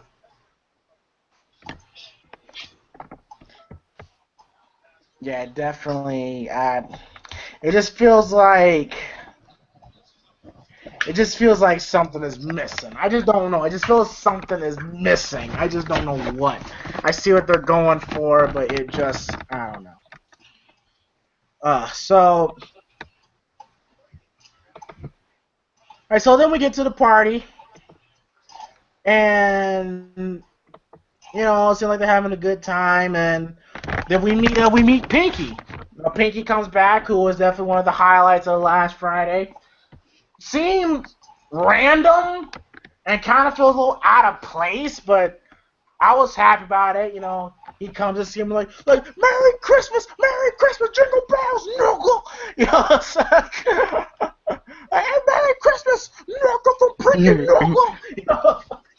I just love how Clifton Powell. You can tell Clifton Powell really enjoys playing Pinky. Like you can tell he does, which I appreciate. They'll say like, hey, know how I feel about what happened down at the shop. Everything's copacetic, Nuggle. And then of course, Craig wants Pinky to charge, and then Pete's, I got something a little better than money, and Lord have mercy. So then he introduces the girls that he brought into the party, saying this girl's named a girl named Moet, and then we also meet a girl named Cinnamon, and they are fine, but this third girl here. Now, MG, can you agree with me? They all fine, but Lollipop took the cake. Oh, easy. Easy. Easy, without question. Yes. So, and Arlo, can you also agree too? Yeah. Just man, I don't know what we talking about. So, Yeah. yeah. We could be talking talking ugly about shit right now. You something. know what we talking about? Okay, good. Who I We kind of talk- thought was Ashanti at first, cause she looked dead like Ashanti. Did you think she was Ashanti at first glance, MG? No. Who? Well, she just kind of looked like Ashanti for some reason. But goddamn, Lollipop comes in, and then of course Craig likes Lollipop, which of course, and then Pinky, doing Craig dirty, saying, "Hey, Craig, Lollipop's all mine. I'm sorry." And I'm like, wow, that's a dick move. That's a dick move, Pinky. And then then Day Day runs.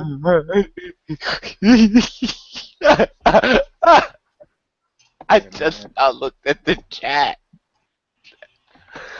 Oh What? The McDonald's one is what? my goodness. Young Dyke Oh, and Baby Mama. oh my lord.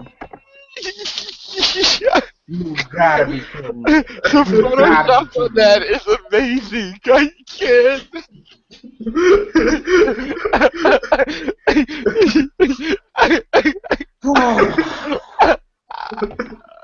So anyway.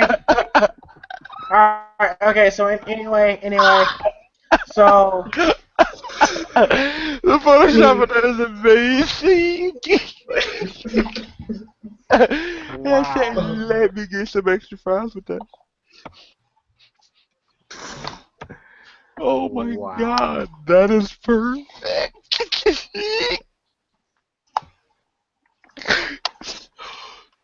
Oh shit, that was a good one. I don't like you, Mark. I'm just telling you right now. So That was a great one, man. That might be your best one yet, man. That is... anyway, so then Craig, so Day Day and Pinky, they greet each other, and then say like, damn, that Jericho juice in my face and shit and everything, and say you look good. We still, like we miss you at the shop, man, and everything. Like I know, yo, why'd you fire me, Pink? And then Pinky was like, I had to. You was always late, fool. And I was like, that was bullshit. So so then we get to quite possibly the funniest part of the movie, no question. I'm pretty sure everybody here has seen this movie, and everybody on the panel can unanimously agree this is the best part of the movie. Craig runs into Terry Crews. So like, what's up, Triple OG? OG Triple OG. And then Terry Crews looking around, saying, "I'm good." Got my shank in case shit jump off from this motherfucker. Like, you realize, ain't nobody gonna jump off in here. These my people, man. That's my folks, my grandma, my uncle. I mean, why don't you get yourself with these females, get your boogie on? And Terry Crews, I don't want to dance with one of these hoes. And then,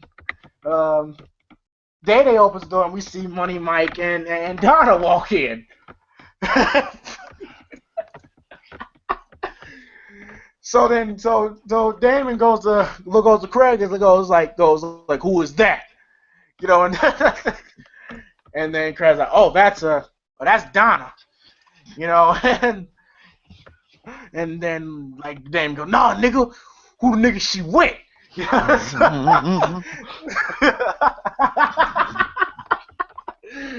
Oh, that's Money Mike, little Lucky Charms, little micro mini pimp.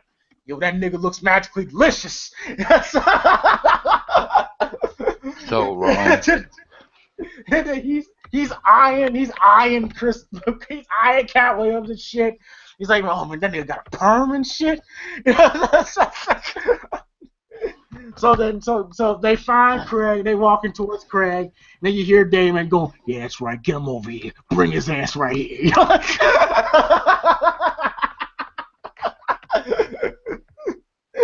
and then, and then,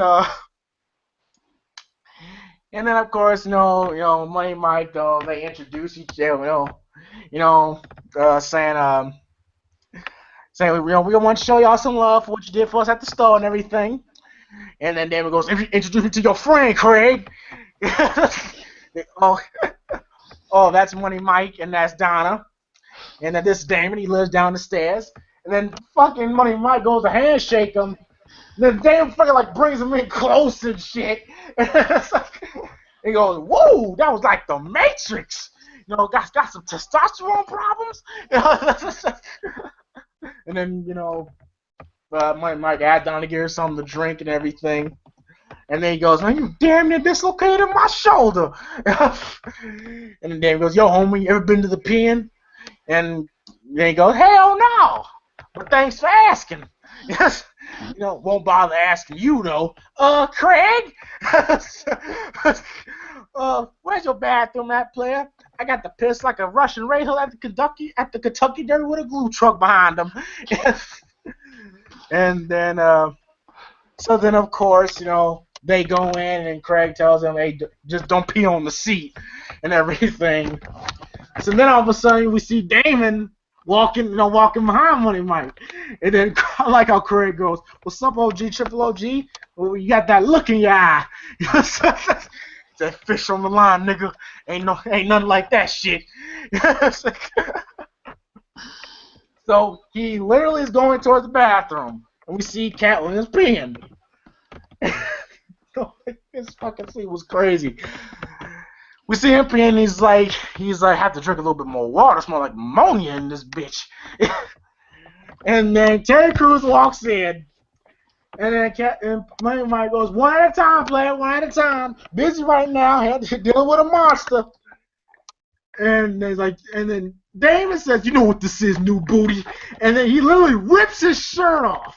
And bro, the sound effect of him ripping his shirt off sound like a fucking lion roaring, bro.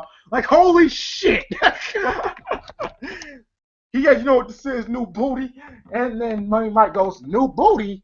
Don't fight this shit. Fight what shit? Just let it happen. Let what happen? Then he fucking takes his phone books out. And then he turns off the light. And Money Mike goes, what the hell are you doing? Like, phone book? I ain't even in the phone book. Man, this ain't funny, nigga. I'm about to bitch slap your ass. Come on, I ain't playing. And he screams. Because Terry Crews keeps walking towards him. And then we see him, passing out. And then we meet Day Day, talking to the other chicks Pinky brought, saying, "Here's my card if y'all ever want to be pimped." Day Day better not let Pinky see that shit. We ought to give it to him. No, and by the way, that's a barbecue. And then Pinky's like, "Wait, this is a barbecue card. Like, I don't give a fuck. That's why I'm pimping out of the barbecue place. Come and get barbecue slapped and shit." And then he sees Craig talking to Donna. He goes, "You sneaky son of a bitch." And then he goes trying to talk to Donna, lure him away from Mike and everything. And then Craig takes Donna into his room. And then you'll ask him what brings you to California with this little half-prince motherfucker and everything. And then Donna talk about, I asked him the same question, what am I doing here, yada, yada, yada. It just seems hard and everything. And to be honest with you, I really didn't give a fuck about Craig and Donna, personally. I cared more about Craig and Debbie. To a certain degree, I cared more about Craig and Carla. Craig and Donna, whatever. I didn't really care. I kind of blanked out in this thing. I didn't really give a fuck what they had to say. Craig goes in to kiss Donna, but then, Day busted saying, "No, don't do it. You got some condoms?" And then they're like, "Dad, get your ass out of here. You know good damn all the rubbers in your... Like, get the fuck out of here. Like, she likes me anyway, don't you?" Everything. So then he tries to go back to kiss Donna, but then Donna's like, "No, we better go check on Mike." And then I like how Craig goes, "I ain't never gonna get no pussy." and then of course, Mr. Jones trying to get in the bathroom. Because once again, he has to take a shit. Another shit joke. Which at this point, I'm like, okay, this is getting a little redundant. Okay, John with a Spoon is better than shit jokes right now. This is the third straight Friday movie we have to have a shit joke. So I got them bad guts and everything. But then I like how Craig goes, hey, man, come on, get out of here, man. Pop's got a boo-boo, man. Then Miss Jones like, don't tell everybody. So you know what? The lady will let you use it downstairs. The landlady, her name is Miss Pearly. Like, go on down. She'll let you use it and everything. So then he goes downstairs. And then Miss Pearly's smoking the weed that she stole from, Craig and Day Day. Then she hears a knock on the door. And then, Mr. Jones, who Miss Pearly wants to fuck, basically. And I kind of like how he points at her mustache and goes, "Ooh, I like how you got that lined up." But anyway, can I use the bathroom, please? And then of course, he goes to use the bathroom. And then we get to a scene with Uncle Elroy and Pinky.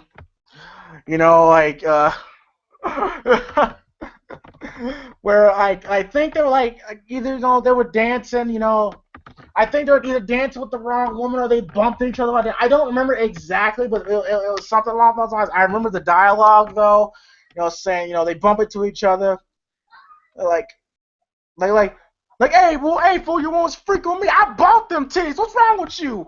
And then Pinky's like, man, I'll bust a cap in your fat ass. And and then of course, they're Cookie's back to dancing with I think they're dancing with the wrong woman, I believe. And then Cookie goes back to dancing with Elroy. And then Lollipop's dancing with Pinky. They're like staring at each other while they're fucking dancing with their girls. Again, they could have done more with that. They could have done some funny shit between Uncle Elroy and Pinky, but they dropped the ball on it big time. They could have done a lot more with it. They didn't even really do shit with Pinky. They just had Pinky to be just there. They're definitely dropping the ball on some characters in this movie. And we go back to Money Mike and Terry Crews. He fucking throws water on Terry Crews on Cat Williams, and then Cat Williams wakes up and is like, "God damn, nigga, did you pee on me?" Then Terry and Damon goes, "Oh, wake your bitch ass up, Lucky Charms. I like my fish wet and squirming. Like I thought I was dreaming. You almost drowned me, nigga." It's like, "Oh, you dreaming? This is a wet dream." The cat will go, "Wet dream? Well, wait a minute, I'm a pimp. You lost your mind? Am I in prison? Donna, pimp down. Tupac, Snoop." And then he finds a set of pliers, and then he grabs Damon's balls with the pliers. Like, "Oh, you got a lot of balls." And then he grabs Damon by the balls with the pliers. And then got playing like going, pimpin'. He's like, squeezing them and shit.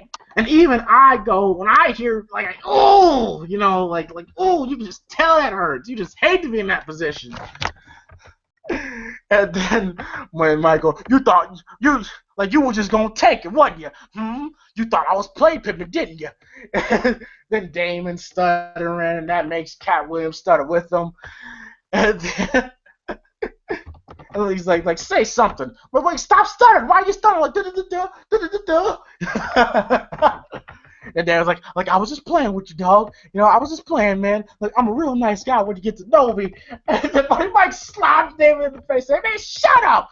The hell are you talking about? I am a boy. Oh, you're not in prison anymore, David. This is not how we do it." And he squeezes the pliers again. And Damon's screaming his head off. And while this is going on, Pinky's outside the bathroom, like saying, "Look, sir, nickel, this is Pinky, nickel. I got to go pee." Says, Damon, are you a music lover? Oh, you are? Good. Have you ever heard of the Nutcracker? And then he squeezes it again. And I'm like, damn, this is torture. Holy fuck. Then he's like, like crunching on your balls in a one-horse open sleigh.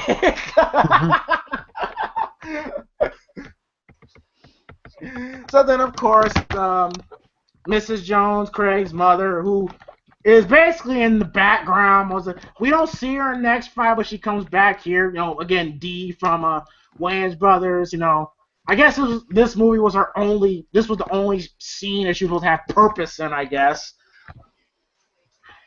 She's like wondering where Craig's father's at. Then, of course, Craig tells her she's with Miss Pearly. And then Craig goes, Miss Pearly. Excuse me. And then Craig realizes where she's going and goes, oh, and then it dawns on Craig, like, oh, shit. And then he goes with his mom. And then of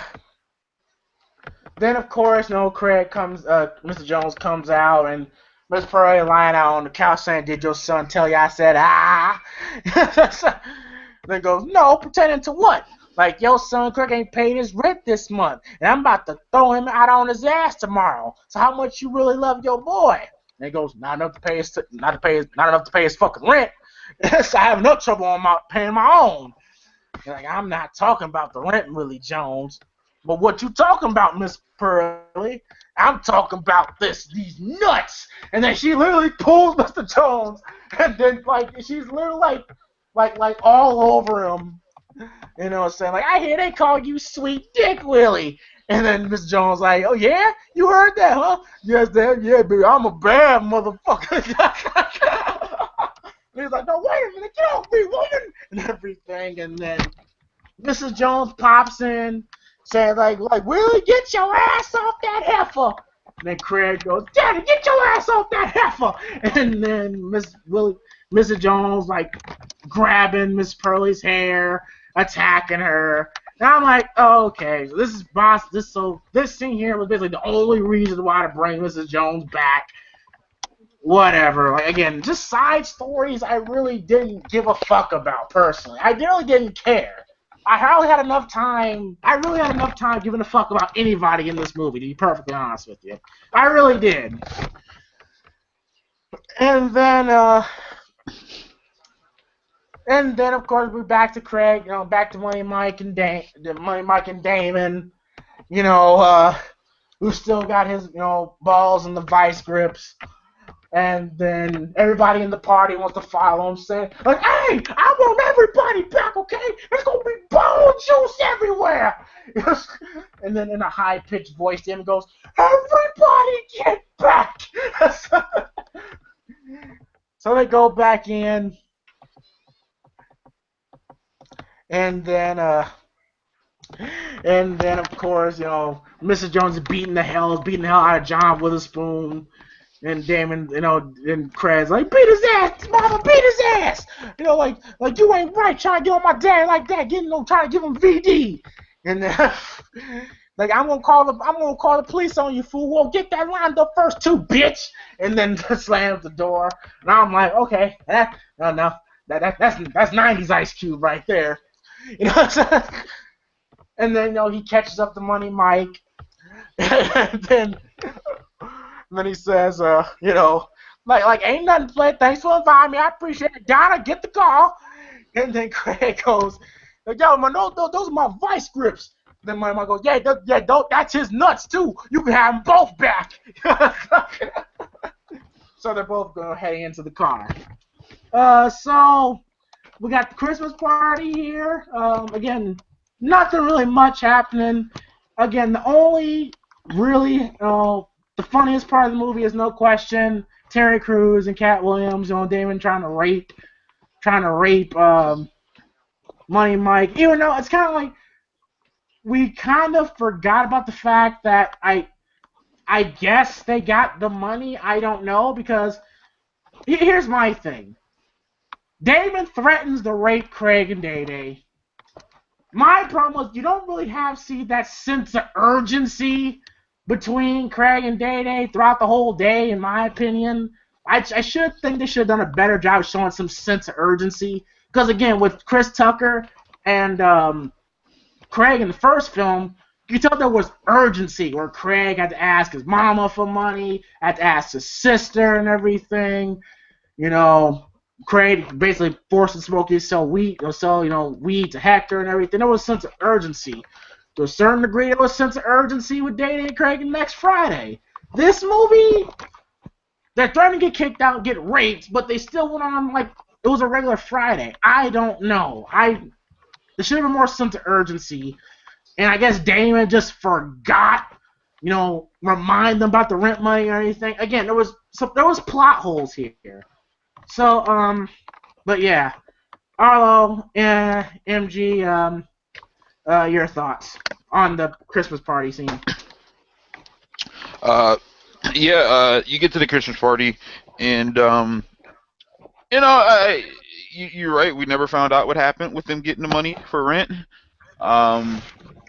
The scene where their dad went downstairs and Mrs. Pearl was trying to get with him. I thought that shit was funny as hell just because of John Witherspoon's reaction. Not because of her though. But John Witherspoon's reaction was funny. Obviously Pinky showing up to the party was a nice little touch, even though he really didn't say much. I really wish we would have got a chance to see more Craig's dad and Uncle Elroy at the party, because I think they probably would have been turning up in a funny way. And you really only just got bits and pieces outside of the exchange between Pinky and Elroy. Craig trying to get with Donna. You knew that was gonna happen at some point. That's how every Friday movie ends. He doesn't get with them during the movie, but at the end they leave you with that little cliffhanger or whatever. And then the whole bathroom scene with Mike and Damon, that shit was funny, especially after he woke up and called him Lucky Charm, bro. Like that shit was funny as hell.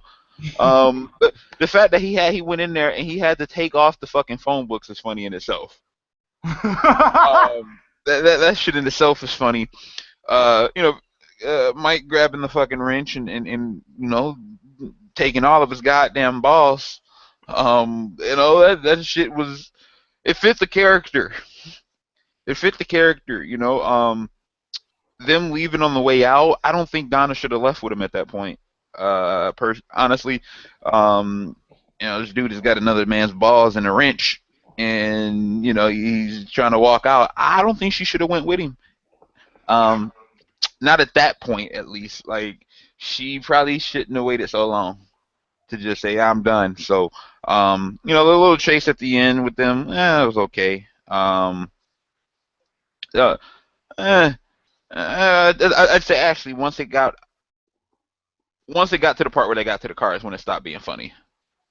It was funny up until that part, and then once he finally let go, when Craig and Mike and Damon were all making a little deal or whatever, it got a little bit dumb.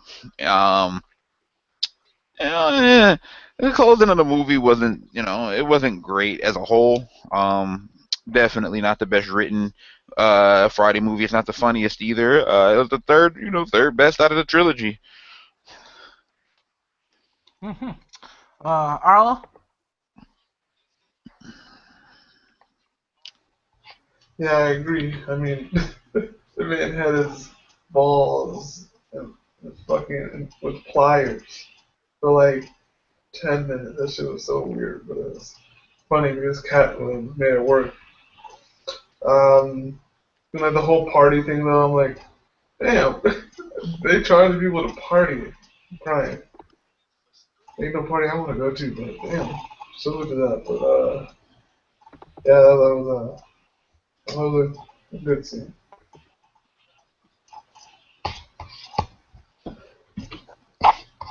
Can you guys agree about the sense of urgency that I think they really lacked in the movie, especially in the beginning? Yeah, and it got worse as the movie went on. Actually, to me, they really just didn't care up until that final point where they decided to throw the party, and then after that, the sense of urgency went away again. Yeah. Yeah. I mean, because if we're in a situation where another man is threatening to rape us, we can't put the money. I'll be trying to find some way fucking possible to cough up like $100, $200 like that day, like no matter what. And they just act like they just didn't care. I mean, until the whole day, which kind of was like lazy writing. So we get to excuse me. So we get to Craig, Day, Money Mike, Damon, Donna going up to his car. Saying like let him go and there won't be no hard feelings. And Money Mike goes, no hard feelings? Have you ever seen a Rottweiler by a Chihuahua? No. Me neither, but it ain't pretty, I'm sure of it. Now you hold on so I get in the car. And Craig goes, look, dude, I ain't about to touch his nuts or them vice grips. Oh, yes, you are. No, I'm not. Yes, you are. Bullshit. You invited me to this party. Ain't that right? And then he squeezes Damon's nuts again. And he goes, like, whatever y'all gonna do, make it quick. I think I'm about to pass out. You know, like, no, it's your party, your plies, his nuts in your hand. That's how we doing it. Donna, get the car. And then Damon, then Day opens the car. And he gets, like, he gives, Donna his number, saying, like, give me a call whenever you get the chance. And then Donna's like, oh, yeah, I'll call you. But while she's saying she's looking at Craig. And then Money Mike screaming, like, hey, can you hear me now? Can you hear me now? Get these plies. And so Craig knows, Craig's looking at Dan and say, you ready? I'm ready. You ready? And then Money Mike goes, oh, I'm ready, player. On the count of three. On the count of three. 1, on your balls. 2, grab a handful. 3. So Money Mike runs to the car, but Donna fucking leaves him. Leaves him. And I'm kind of like, why? Like, there was no real build up. What made Donna leave him? So, and then you hear Money Mike screaming, like, bitch, you can't leave me! Oh no! How the fuck you gonna leave me? So Damon is chasing Money Mike, and then Daddy is like, man, he gonna fuck the line in our little prince. Like, code 1132, Pimp missing. So, that thing happened. Again, funniest part of the movie, even though it did get a little dumb. Again, there's a certain thing where there's a certain comedy skit in the movie, but if you drag it out too long, it no longer starts becoming funny. So then, they finally see the sole core of the problem, and that's they find Santa Claus. They find Santa Claus, and then you see Craig go, wait, that's the one. He would have broken the apartment. And then so they follow the Santa crook, and he they goes into like one of those like abandoned little houses, a crack house, if you want to call it that, and then Day, Craig goes, okay, go in there. Like, no, I ain't going in there. Like, Craig, why you always gotta be the hero, man? Like, go, I bet you'll get someone will bite you in your ass. I'm not going. The Craig goes, no, I don't want to get bit in the ass. And then of course we realize, we get the full reveal that's Ricky Smiley. Saying like, who, man, I'm tired like a runaway slave. Let's see what I got. Don't nobody get me nothing anyway. Which I'm kind of like, okay, that's the main reason why you're stealing, because nobody gets you nothing. Okay, whatever. They built this fucking Santa Claus character up all throughout the movie, and that's his main reason? Oh, okay, sure. So he opens up a present and he got himself a Dada shirt. MG, I'm pretty sure you remember Dadas. Mm-hmm. And he's like, a Dada, I always wanted me a Dada. And then, okay, now keep in mind, I've never in my life heard of an extra medium. I've never heard of an extra medium shirt. We found it's an extra medium shirt. And so, like, well, hell, gotta have something for the skinny niggas. And then, and then Craig, was like, fuck this, I'm gonna get my stuff.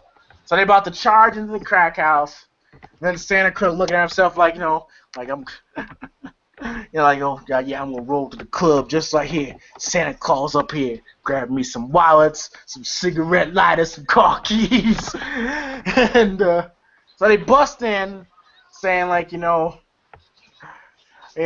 hold it right there, you crack baby. Yeah, let's get his ass, Craig.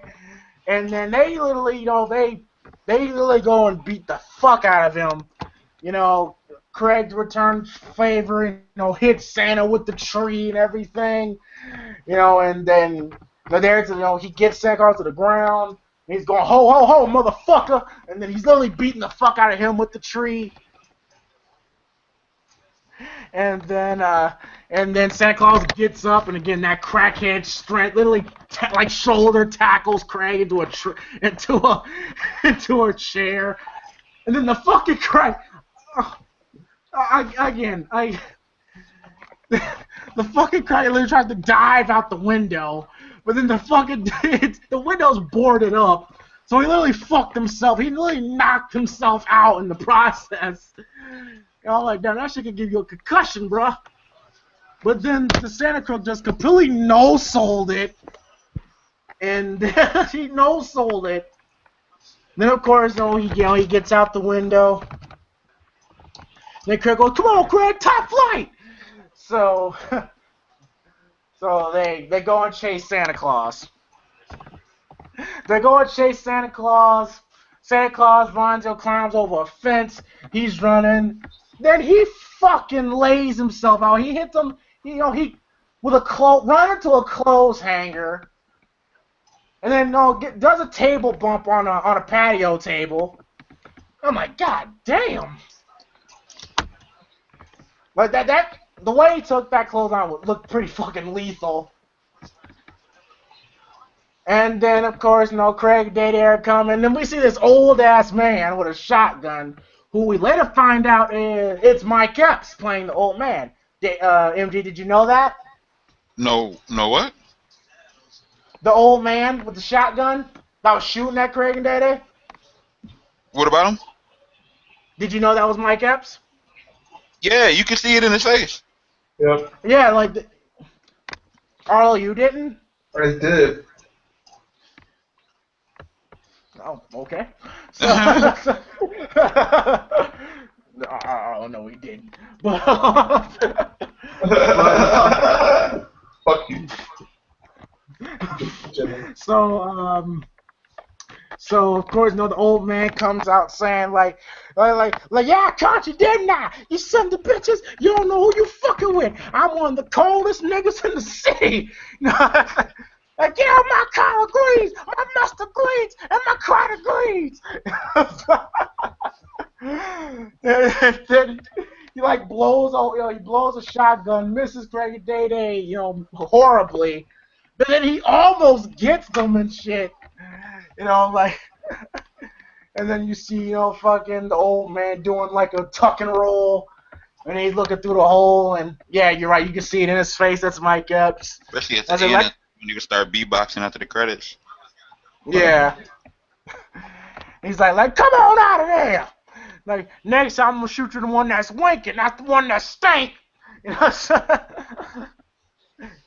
So then Santa Claus crook, he runs into what we find out was one of the old ladies that Day harassed. And he runs in there, and he looks at the old lady, goes, praise God. And then he runs up in there. And then he runs upstairs, he hides into a room, and then we find out he's in the room, and those goons that was chasing Day and Craig. So then, of course, he fucking realized this, and he's like, yo, I got called, yo. I was like, I'm here to deliver the word of God, like, please don't hurt me. And then they go to beat the fuck out the Santa. And then Craig, they run into the house. And then, of course, the grandmother recognizes them. So then, of course, they go to, they go to attack Craig and Day. Then Craig, Day tries to run out the back door. Then the fucking old man's like beating Craig with his walking cane, and then the other grandson they're beating the fuck out of Day Day with pool sticks, and then all of a sudden a big ass explosion happens through the back door, and then it gets quiet for a second, and then we hear, "Come on, I know you went down," and it's the same old man again. And then I love how when they realize it's Mike Epps, with the shotgun. I like how everybody just runs the other fucking direction, like, oh shit.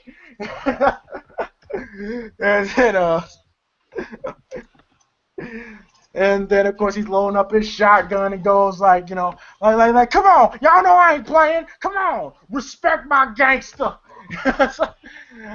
And then all of a sudden, fucking Santa Claus is being thrown out the back window, out the front window, basically, crashes through the fucking, he just crashes out, falls out, and I'm like, damn, this Santa Claus is taking a shitload of damage, but credit to him, though, he ain't getting fazed by it, holy shit. So that happens, and then we see the old, Craig and Day-Day, they get out the house, again to go chase after Santa again, while Mike as the old man just, basically going on a rampage. And then, Ricky Smiley, he comes out, thinking he got away. He's like, y'all can catch me, baby. Prime time. And then fucking Pinky with his limo runs over the crackhead. And it's done in such a cartoon way. He's like bumping, like rolling over like the top of the limousine. And then I'm like, okay, come on. And then Pinky goes, God damn it, CW, what did you hit? And then they look, and they ran over Santa Claus, saying like, God damn it, CW, like didn't I tell you I'm gonna fire you? You hit something else. Like, no, but I didn't hear that. It's the same limo driver that he was bitching at next Friday. And then he says like, no, but I didn't hear that part, Pinky. Like, after you hit that little retarded with that little fucked up walk. Like, you cost me money, CW. And then he touches the crackhead like, oh, he's still breathing. Like, get your ass in the car. Get back in the car. Ooh, nigga, get back in the car. And then the little driver goes, all right, motherfucker, let's go. So then, they drive off. And then Santa, Day-Day and Craig catch up to the Santa. They turn him over, and then they give a nice little tribute to Smokey, saying like you got knocked the fuck out, biatch. And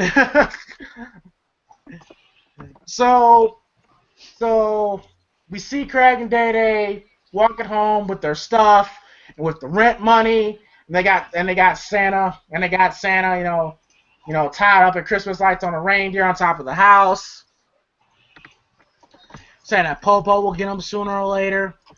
And then, of course, Craig says, another Friday gone, another problem solved. And we went back to the party and left Santa Claus up on the roof for the police to get. As far as I know, he's still up there talking shit. And then they get an update on Money Mike and Damon, says, like, Pimp down! Pimp missing in action! And he says Money Mike, as far as he knows, still getting chased by Damon all around the hood. And then Miss Pearly calling the police. And then we got some updates saying that Uncle Elroy got drunk and passed out, and that John Witherspoon said that he basically was showing his ass all around the party till the popos came. And then the cops come in. All they wanted was some more weed. And then Craig had Day-Day preoccupied with the two girls that Pinky brought. And then he convinced Donna to come back into the party. Slid the dresser from the door and got himself an early Christmas present. And then, of course, we see the old man, Mike Epps, beatboxing, saying, I'll beatbox your ass. And there's the credits. So there's your last scenes of the movie. Before I give my overall thoughts on the last scene of the movie, MGR, your thoughts on the confrontation with Santa, um, old man Mike Epps. Coincidentally, they're running into the old lady and her grandsons, and them catching up to Santa getting their rent money. See, Pinky had a purpose after all, I guess. Thoughts?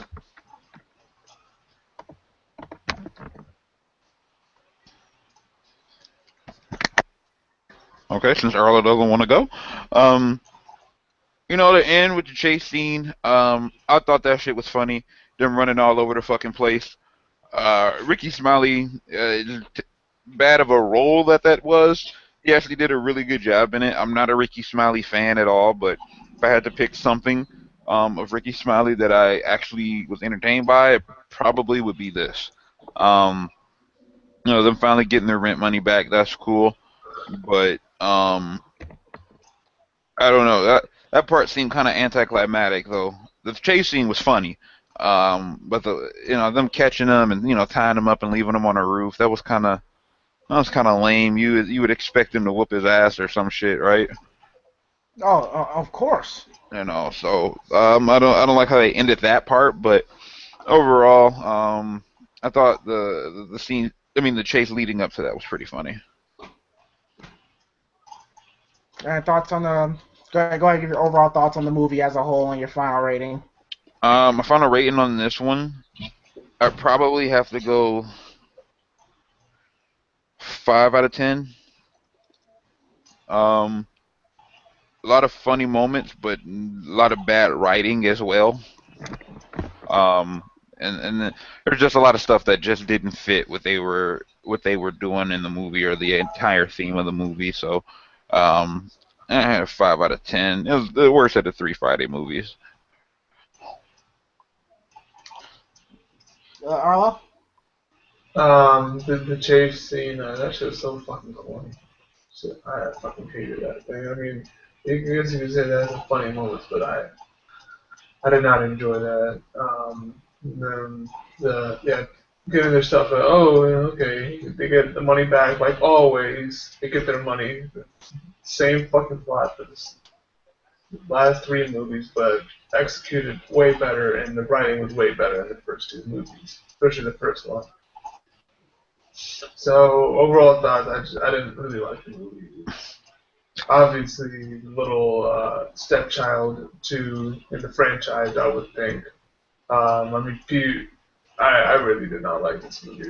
If they didn't make this movie, I would be content with the franchise. So, 3 out of 10. Fuck this movie. And I'm with MG. I thought the chase scene was hilarious. I didn't like how it ended. Just him being just run over like that, and that's it. Like I thought there'd be like a little more after that. Um, yeah, they got the money, which is fine and dandy. But again, I feel like something was missing. Again, the whole conclusion with the Money Mike Damon thing, we never found out what really happened at the end of that. Craig got the girl as always. But again, I really didn't give a fuck about Donna, to be honest with you. I mean, the one relationship with Craig that was more interested in was between him and Debbie. That was just me. As far as Friday After Next as a whole, definitely the weakest one. Definitely the weakest one. I thought the writing was not the best at all. Ice Cube felt like he was just there. He didn't really. He was what he was. He was basically exactly how he was in the second Friday film. Mike Epps, to me, I liked him better in Next Friday. I thought he was naturally funnier in Next Friday. Here, he he just seemed like an asshole a lot of the time, and he just seemed way too over the top. I didn't really like him in this movie. John Witherspoon, Donna Curry, again, I didn't like the fact how they were pushed deep into the background. Cat Williams, he did what he had to do. The highlight of the movie was Terry Crews. I have to say he was like the one consistent funny thing in this movie. Just not really a big fan of this Friday. I'm really not. Again, it had some funny moments, but it had a lot of bad moments. And Mark. So Mark, we really just went through the whole movie.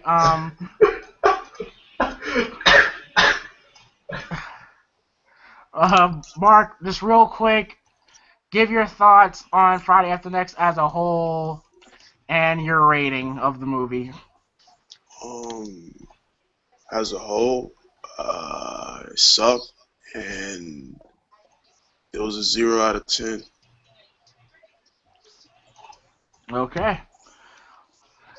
So for me, I'll give the movie, I'm with MG, 5 out of 10 for me.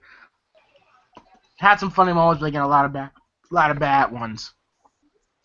So then this is the last movie of the franchise. So, well, as far as we know, because apparently they're working on a last Friday film. You know what? I'll ask that question. Who here is interested in another Friday film, a fourth Friday film? It depends on the casting. Yeah. If some 'Cause I white think- girls involved, count me in. You're right, Mike. Gotta get Smokey back in there. Yeah, but I think Ice Cube has learned enough from just his other movies and ventures of what works and what doesn't work, to where this one wouldn't be a disaster like the third one was. Yeah, if Chris Tucker could really get off his high horse, just agree to do another Friday film, because I think from Ice Cube said that they were basically waiting. They're basically trying to wait for the okay from Chris Tucker. Yeah, everybody's down. I mean, Epps is down. Obviously Cube is down. I would expect Tiny Lister to be in there. Yeah, to get closure on that situation. I hear that Terry Crews will be interested in Damon. They're just waiting on Chris Tucker. Damon and Debo And working Debo, yeah, together. as a tag That shit would team, be funny yeah, as bro. hell because they so different, and like you have Debo like calling him a pussy and shit and gay, but like Damon is like this big tough dude at the same time. Like I think they would be funny as hell on screen together. Yeah, that shit sound great. Them together as a team. Yeah, I do. I mean, it would be great, like a Final Fight film. But again, Chris Tucker, again, who's been on. Look, I understand he changed his life around and shit. That's fine and dandy. But at the same time, the fans want you to play for only smoke you one. You don't have to smoke weed. Chris Tucker can be naturally funny. I mean, MG, He can be that you dude say who that. reformed his life. Imagine Chris Tucker trying to spit some inspirational shit in the same I cadence that he mean, did in the first Friday. didn't they say like in the first one he went to like a rehab or something like that? Anyways, Yeah. so you just play off of that and have him come back like has like inspirational character, but like still funny at the same time. Yeah. Who just get caught up in Craig and Day Day bullshit. You're like, I knew I should have left. I knew I shouldn't have came back. Something like something like that. Yeah, but MG said the problem with that is you don't think Chris Tucker got it no more. Well, if you've seen his last stand-up, then you would easily believe that. Oh, that was bad. He had a few good lines in that though. Yeah, it just wasn't good. It's like he's trying not to. You ever seen what's it called? Top 5, that Chris Rock movie? Mm-hmm. It's like Chris Tucker's now that character, where he's afraid to be funny. Yeah, it's very similar to that. Top 5, which is another. That was a really good fucking movie. That was funny as fuck. Rosario Dawson. Mm-hmm. But yeah, I would like to see it. Just again, waiting for Chris Tucker again. Chris, Ice Cube telling Chris you don't have to smoke weed in the movie or anything like that. You could be like a preacher or something, or something. Chris Tucker can do it. He just doesn't want to, which is fucked up. And plus, he needs the money. So yeah, so again, this is the last Friday film, and what we do.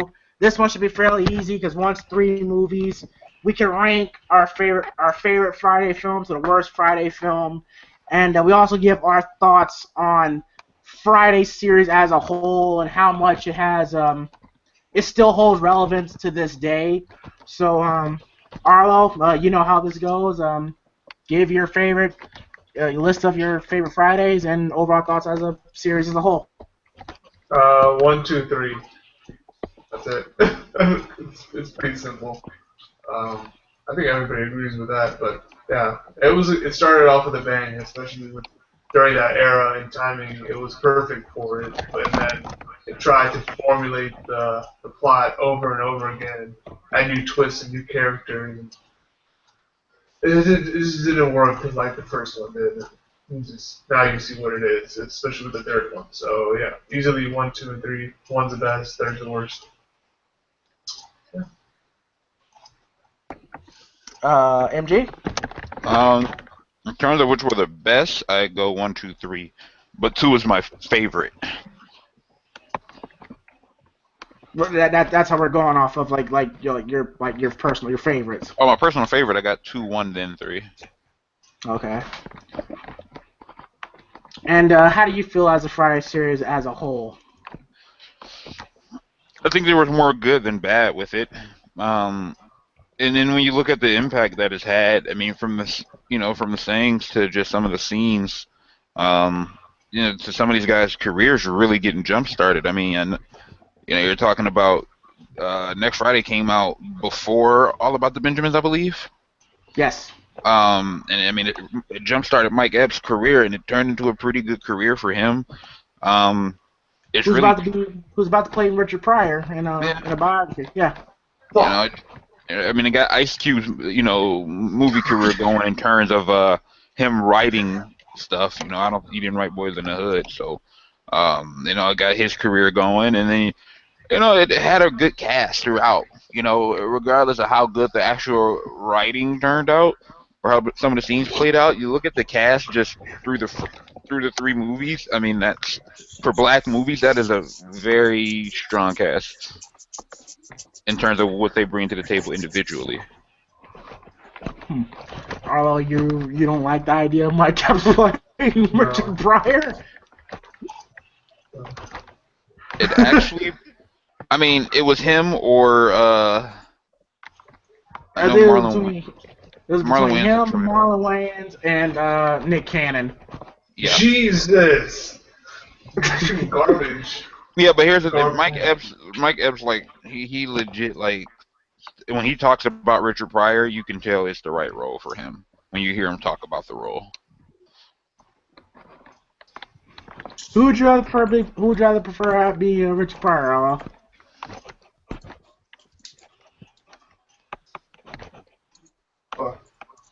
Denzel Washington. This man.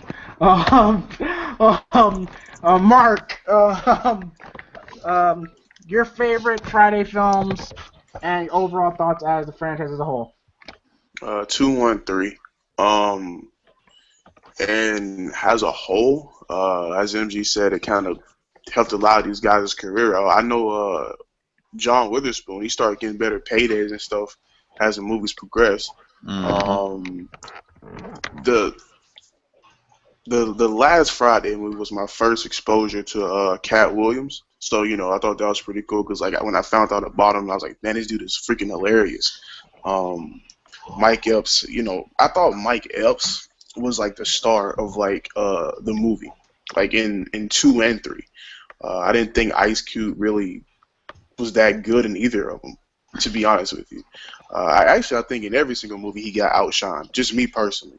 Whether it was Smokey or Day Day, it didn't really matter. But like I said, as a whole, I thought every single movie had its bright spots, 3 was just low. It wasn't really the greatest, but it wasn't like just. Well, actually, I did give it a 0 out of 10. So you know what? Fuck that movie, fam. Fuck that movie, fam. Fuck that movie, man. Like, you gave it 0 out of 10. How could You're right. Okay. I'm blind hating though. Well, for me, I'm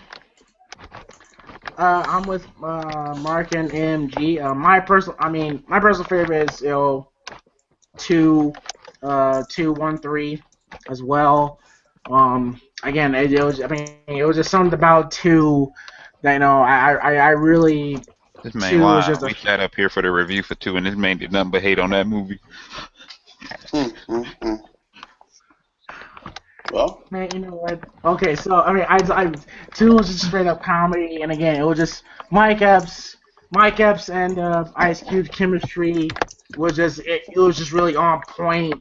I mean, when they're in the movie together, their chemistry is always on point. But I think it was really that one and All About the Benjamins where they just really clicked. And of course, at the first one, again, classic. What more can I say about Friday? Friday After Next. Again, it was just something just seemed very, very off with them. It just felt like a cash grab. You can tell by the writing, it felt like a cash grab. Plus, it being a Christmas film. In terms of the Friday movies as a whole, these movies are as much as 3 was not that good, and some don't like 2. They're still relevant to this day because again, every character in these Friday films, we could all relate to. We could relate to a Day-Day character with the baby mama drama and all that stuff. We could relate to a Craig losing their job, getting high for the first time. We could relate to a Smokey, or in some cases, we could relate to a Debo or something. I'm not gonna say Damon, but again, like, every person that can relate to this movie, and people could still watch these movies. People still quote the movies. Again, like D's nut, not D's nuts, Bye Felicia, all that stuff. They're still a whole relevance to this day. So, as an overall, it's a great series. It just kind of devalued as the movies went on. So, I wish, Adam, who loves the fire, I wish he was still in the fucking hangouts to, give his thoughts. I know he liked the first Friday out of all of them, so I guess that's enough. So there you have it. We are done with the Friday films. Hope you guys enjoyed these 3 reviews.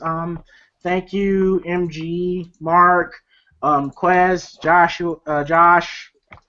and for joining in for the reviews. Any plugs you guys want to do?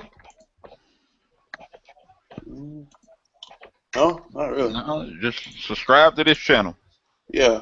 For a month till we go back to the other channel. Yeah, oh yeah, you're right. How much longer it is? 1 more month? Oh yeah, February. February will be I go back to my old channel. Black History Month. What a coincidence. Yeah. Which is crazy because it still feels like yesterday when I got flagged, so I'll be back on my old channel. You should probably download these and re-upload them on that channel. Yeah. Yeah. Yeah, I probably could. He won't though, so. He won't, no. Crying. Y'all don't know me. I Guess know you not, like James. factors. What? No. Extra fries? Mark, yo. Bro, that was your best photoshops ever, bro. Oh, thank you. Like literally. Yeah, it was like. Well, thank you. Adam. Oh, Adam's here. Nice of Adam to be here and then leave and still watch it and then come back after.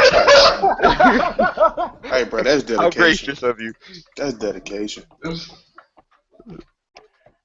Adam, anything you want to add? About the Friday movies?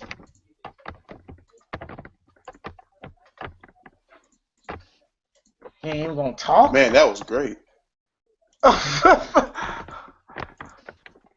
Yeah, it was good. Probably. Wow. Great Wow. analysis. Man, that was great. Wait. He probably, his end's probably fucking about giving. His I'll give ratings him for the fucking- movie are Friday after next, the next Friday, and he found Friday after next to be funnier than next Friday. Huh? Okay. I How'd mean, you it's know in the that? it's in the chat. You know what? But he's in here, isn't he? But he was in here though. There it goes. I just told him what Adam put in the chat. So I told him, Adam, you like Friday, then Friday after next, then next Friday. Obviously, Adam feels like he has something to say. I mean, let Adam speak. Can you guys hear me? Yeah, Yeah. we hear you. Okay. Yeah. My rankings for the movies is 1, 3, 2. I found 3.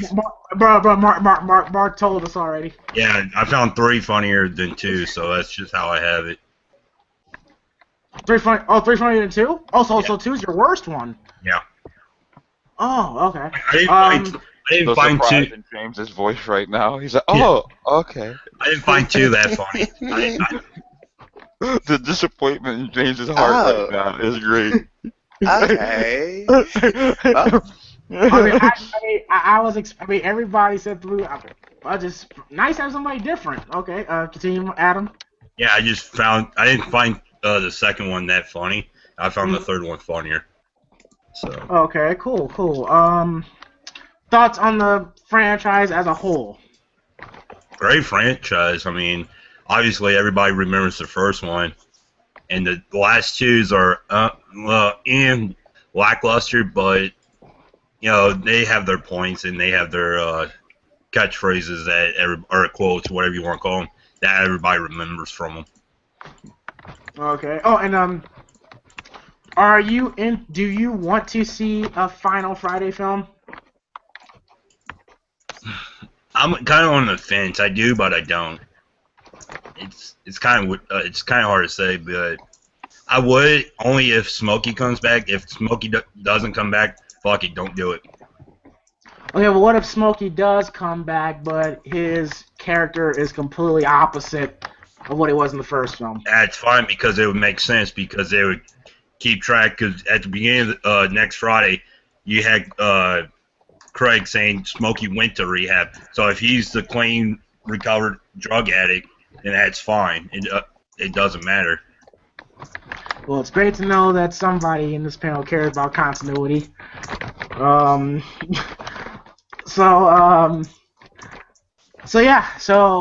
there's Adam's thoughts. Again, thanks, Adam, for showing up for one film and half of this review. Hey, man, that's what I do. I'm here, and then I'm gone. Yeah, okay. So I respect it. I respect it too. So yeah, hope you guys enjoyed these Friday reviews. You guys know how this goes. Once we're done, we take some time, and of course Al and I discuss what movies we're gonna do next. And I know a movie you should do, but you won't do it, so I ain't gonna tell you. Mark, you the last person to complain. You've been asking me to do a Friday review, and I just did it. What? I'm just saying, bro. You should Say review. what movie? You should review some Dragon Ball Z, fam. Man, the fuck, man, I ain't. Man, you tripping, bro. You tripping, bro. Dragon Ball Z. Man, you tripping, bro. Come on, fam. All right, Come on, man. I'll give a lot of insight on that because I really love Dragon Ball Z, fam. I'll take it under advisement. How about that? Well, that means you ain't gonna do it. So, see, that's why I don't tell people nothing. Okay, well, you do that, Mark. You do that, bro. You do that. But yeah, like I said, Arl and I will discuss the movies we want to do next. Crying Halloween 37. They got Halloween 37? That's James. We review it if they have it. You don't even know how many movies are in the. You can tell, man. Oh, Hey, my James, bad. 39. James, Oh, I 39. got a request for you. Do the Titanic. Oh, I'm down. I'm out. Well, I would, I mean, okay, I'll take that on advisement too, because I Arlo can't loves do Hey, it. don't lie, James. You told us that you fucking hate that movie. I do, but I will have no problem reviewing it. Crying. So, I mean, I'm just saying, why the fuck are we watching a movie for 3 hours when we know what's going to happen? That's just me. You watch Friday. Don't you know what happens in every fucking movie? Not if you're Duh. watching a movie. No, that's different. I mean, that shit's it's different though, because with a Friday movie, if you're watching it for the first time, you don't know what's gonna happen. With the Titanic, you know because you heard stories about it. You know what happened in the Friday movies just by people what they tell you. That makes no fucking sense. I'm not gonna get into this right now. I'm not gonna Try talk again, about try again, Titanic. James. Nice try, but try again. I'm not gonna talk about Titanic. Good man, right really now. trying to review Titanic. Ain't this about a bitch? See, that's what I'm talking about, fam. That's what I'm talking about, fam. I can't do it. See what you made me do, Adam. But okay, I didn't make you do shit. This is true. Bobby's the one that makes you take it up the ass. fuck everybody, fuck y'all. Y'all made me do it. Oh wow. Oh wow. I was at that moment. Okay. Cool. You want Anyway. fries with that? Well, I didn't say it. Y'all been saying that moment's gonna happen. It almost happened. Y'all almost got me, but it didn't work. Hey, that's all you say with your chest too, nigga. Alright, so, good night, everybody. Good night, everybody. You got Good me. night, everybody. I'll hold this out. We'll see you guys next week. Blitz Team Live commentary.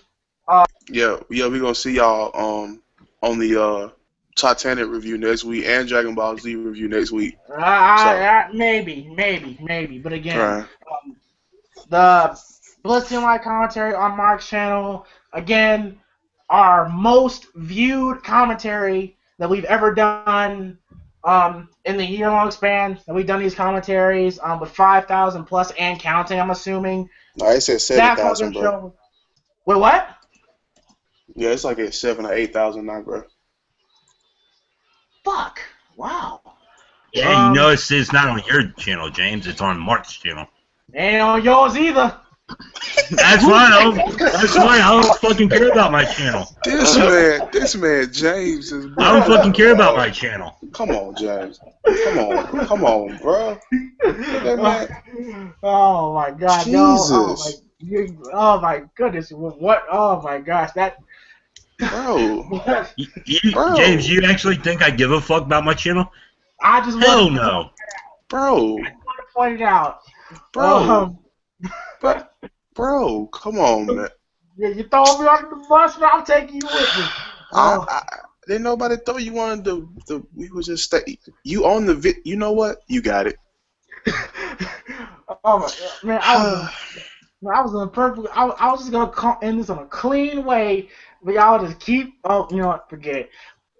Raw review, Raw live commentary. You know, with Adam ranting about Sting, Adam and MG going at it about NWO versus Bullet Club.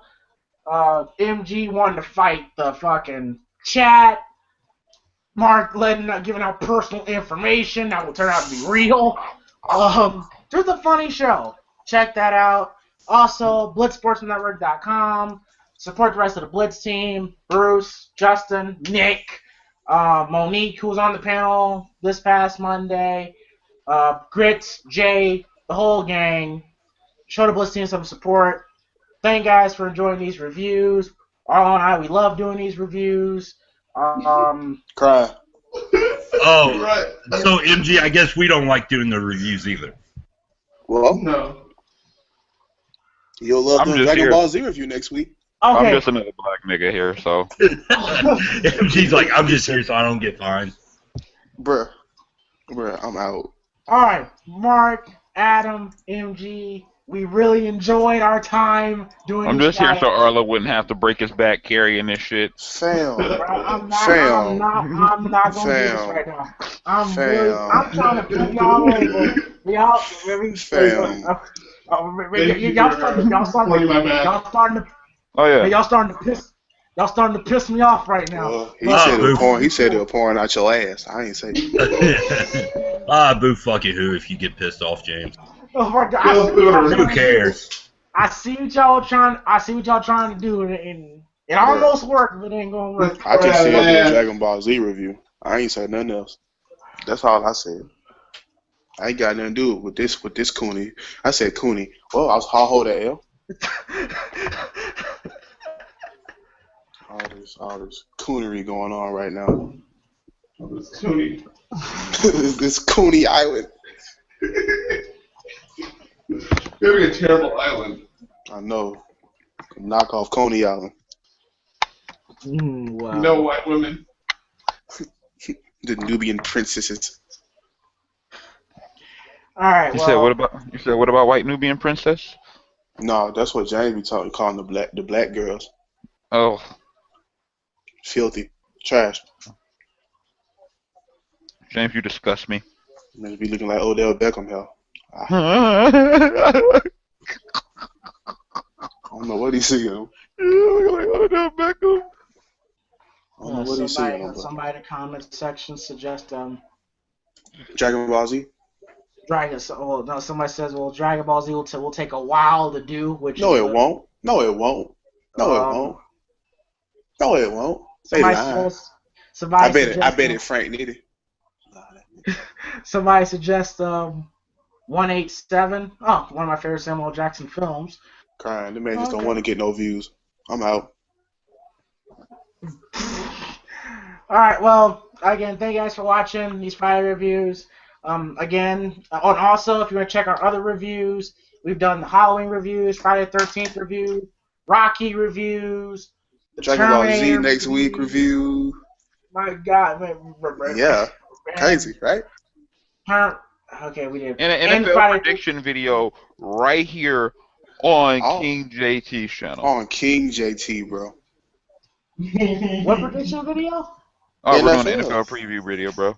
Over here. Don't play with me. Don't play with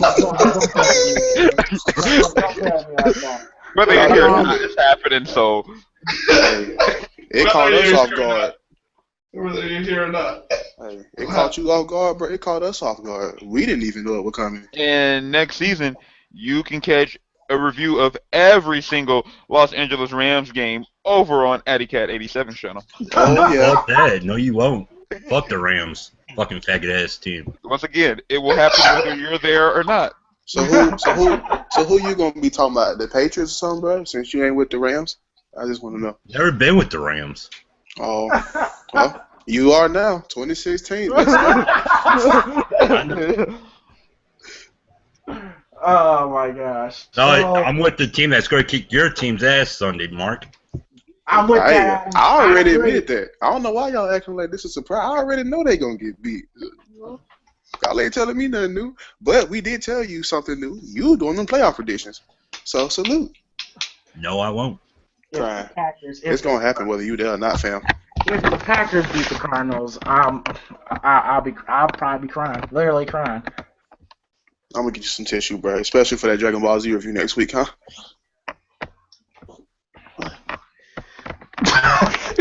All right. Well, good night, everybody. Thank you guys for watching. We are out. Peace.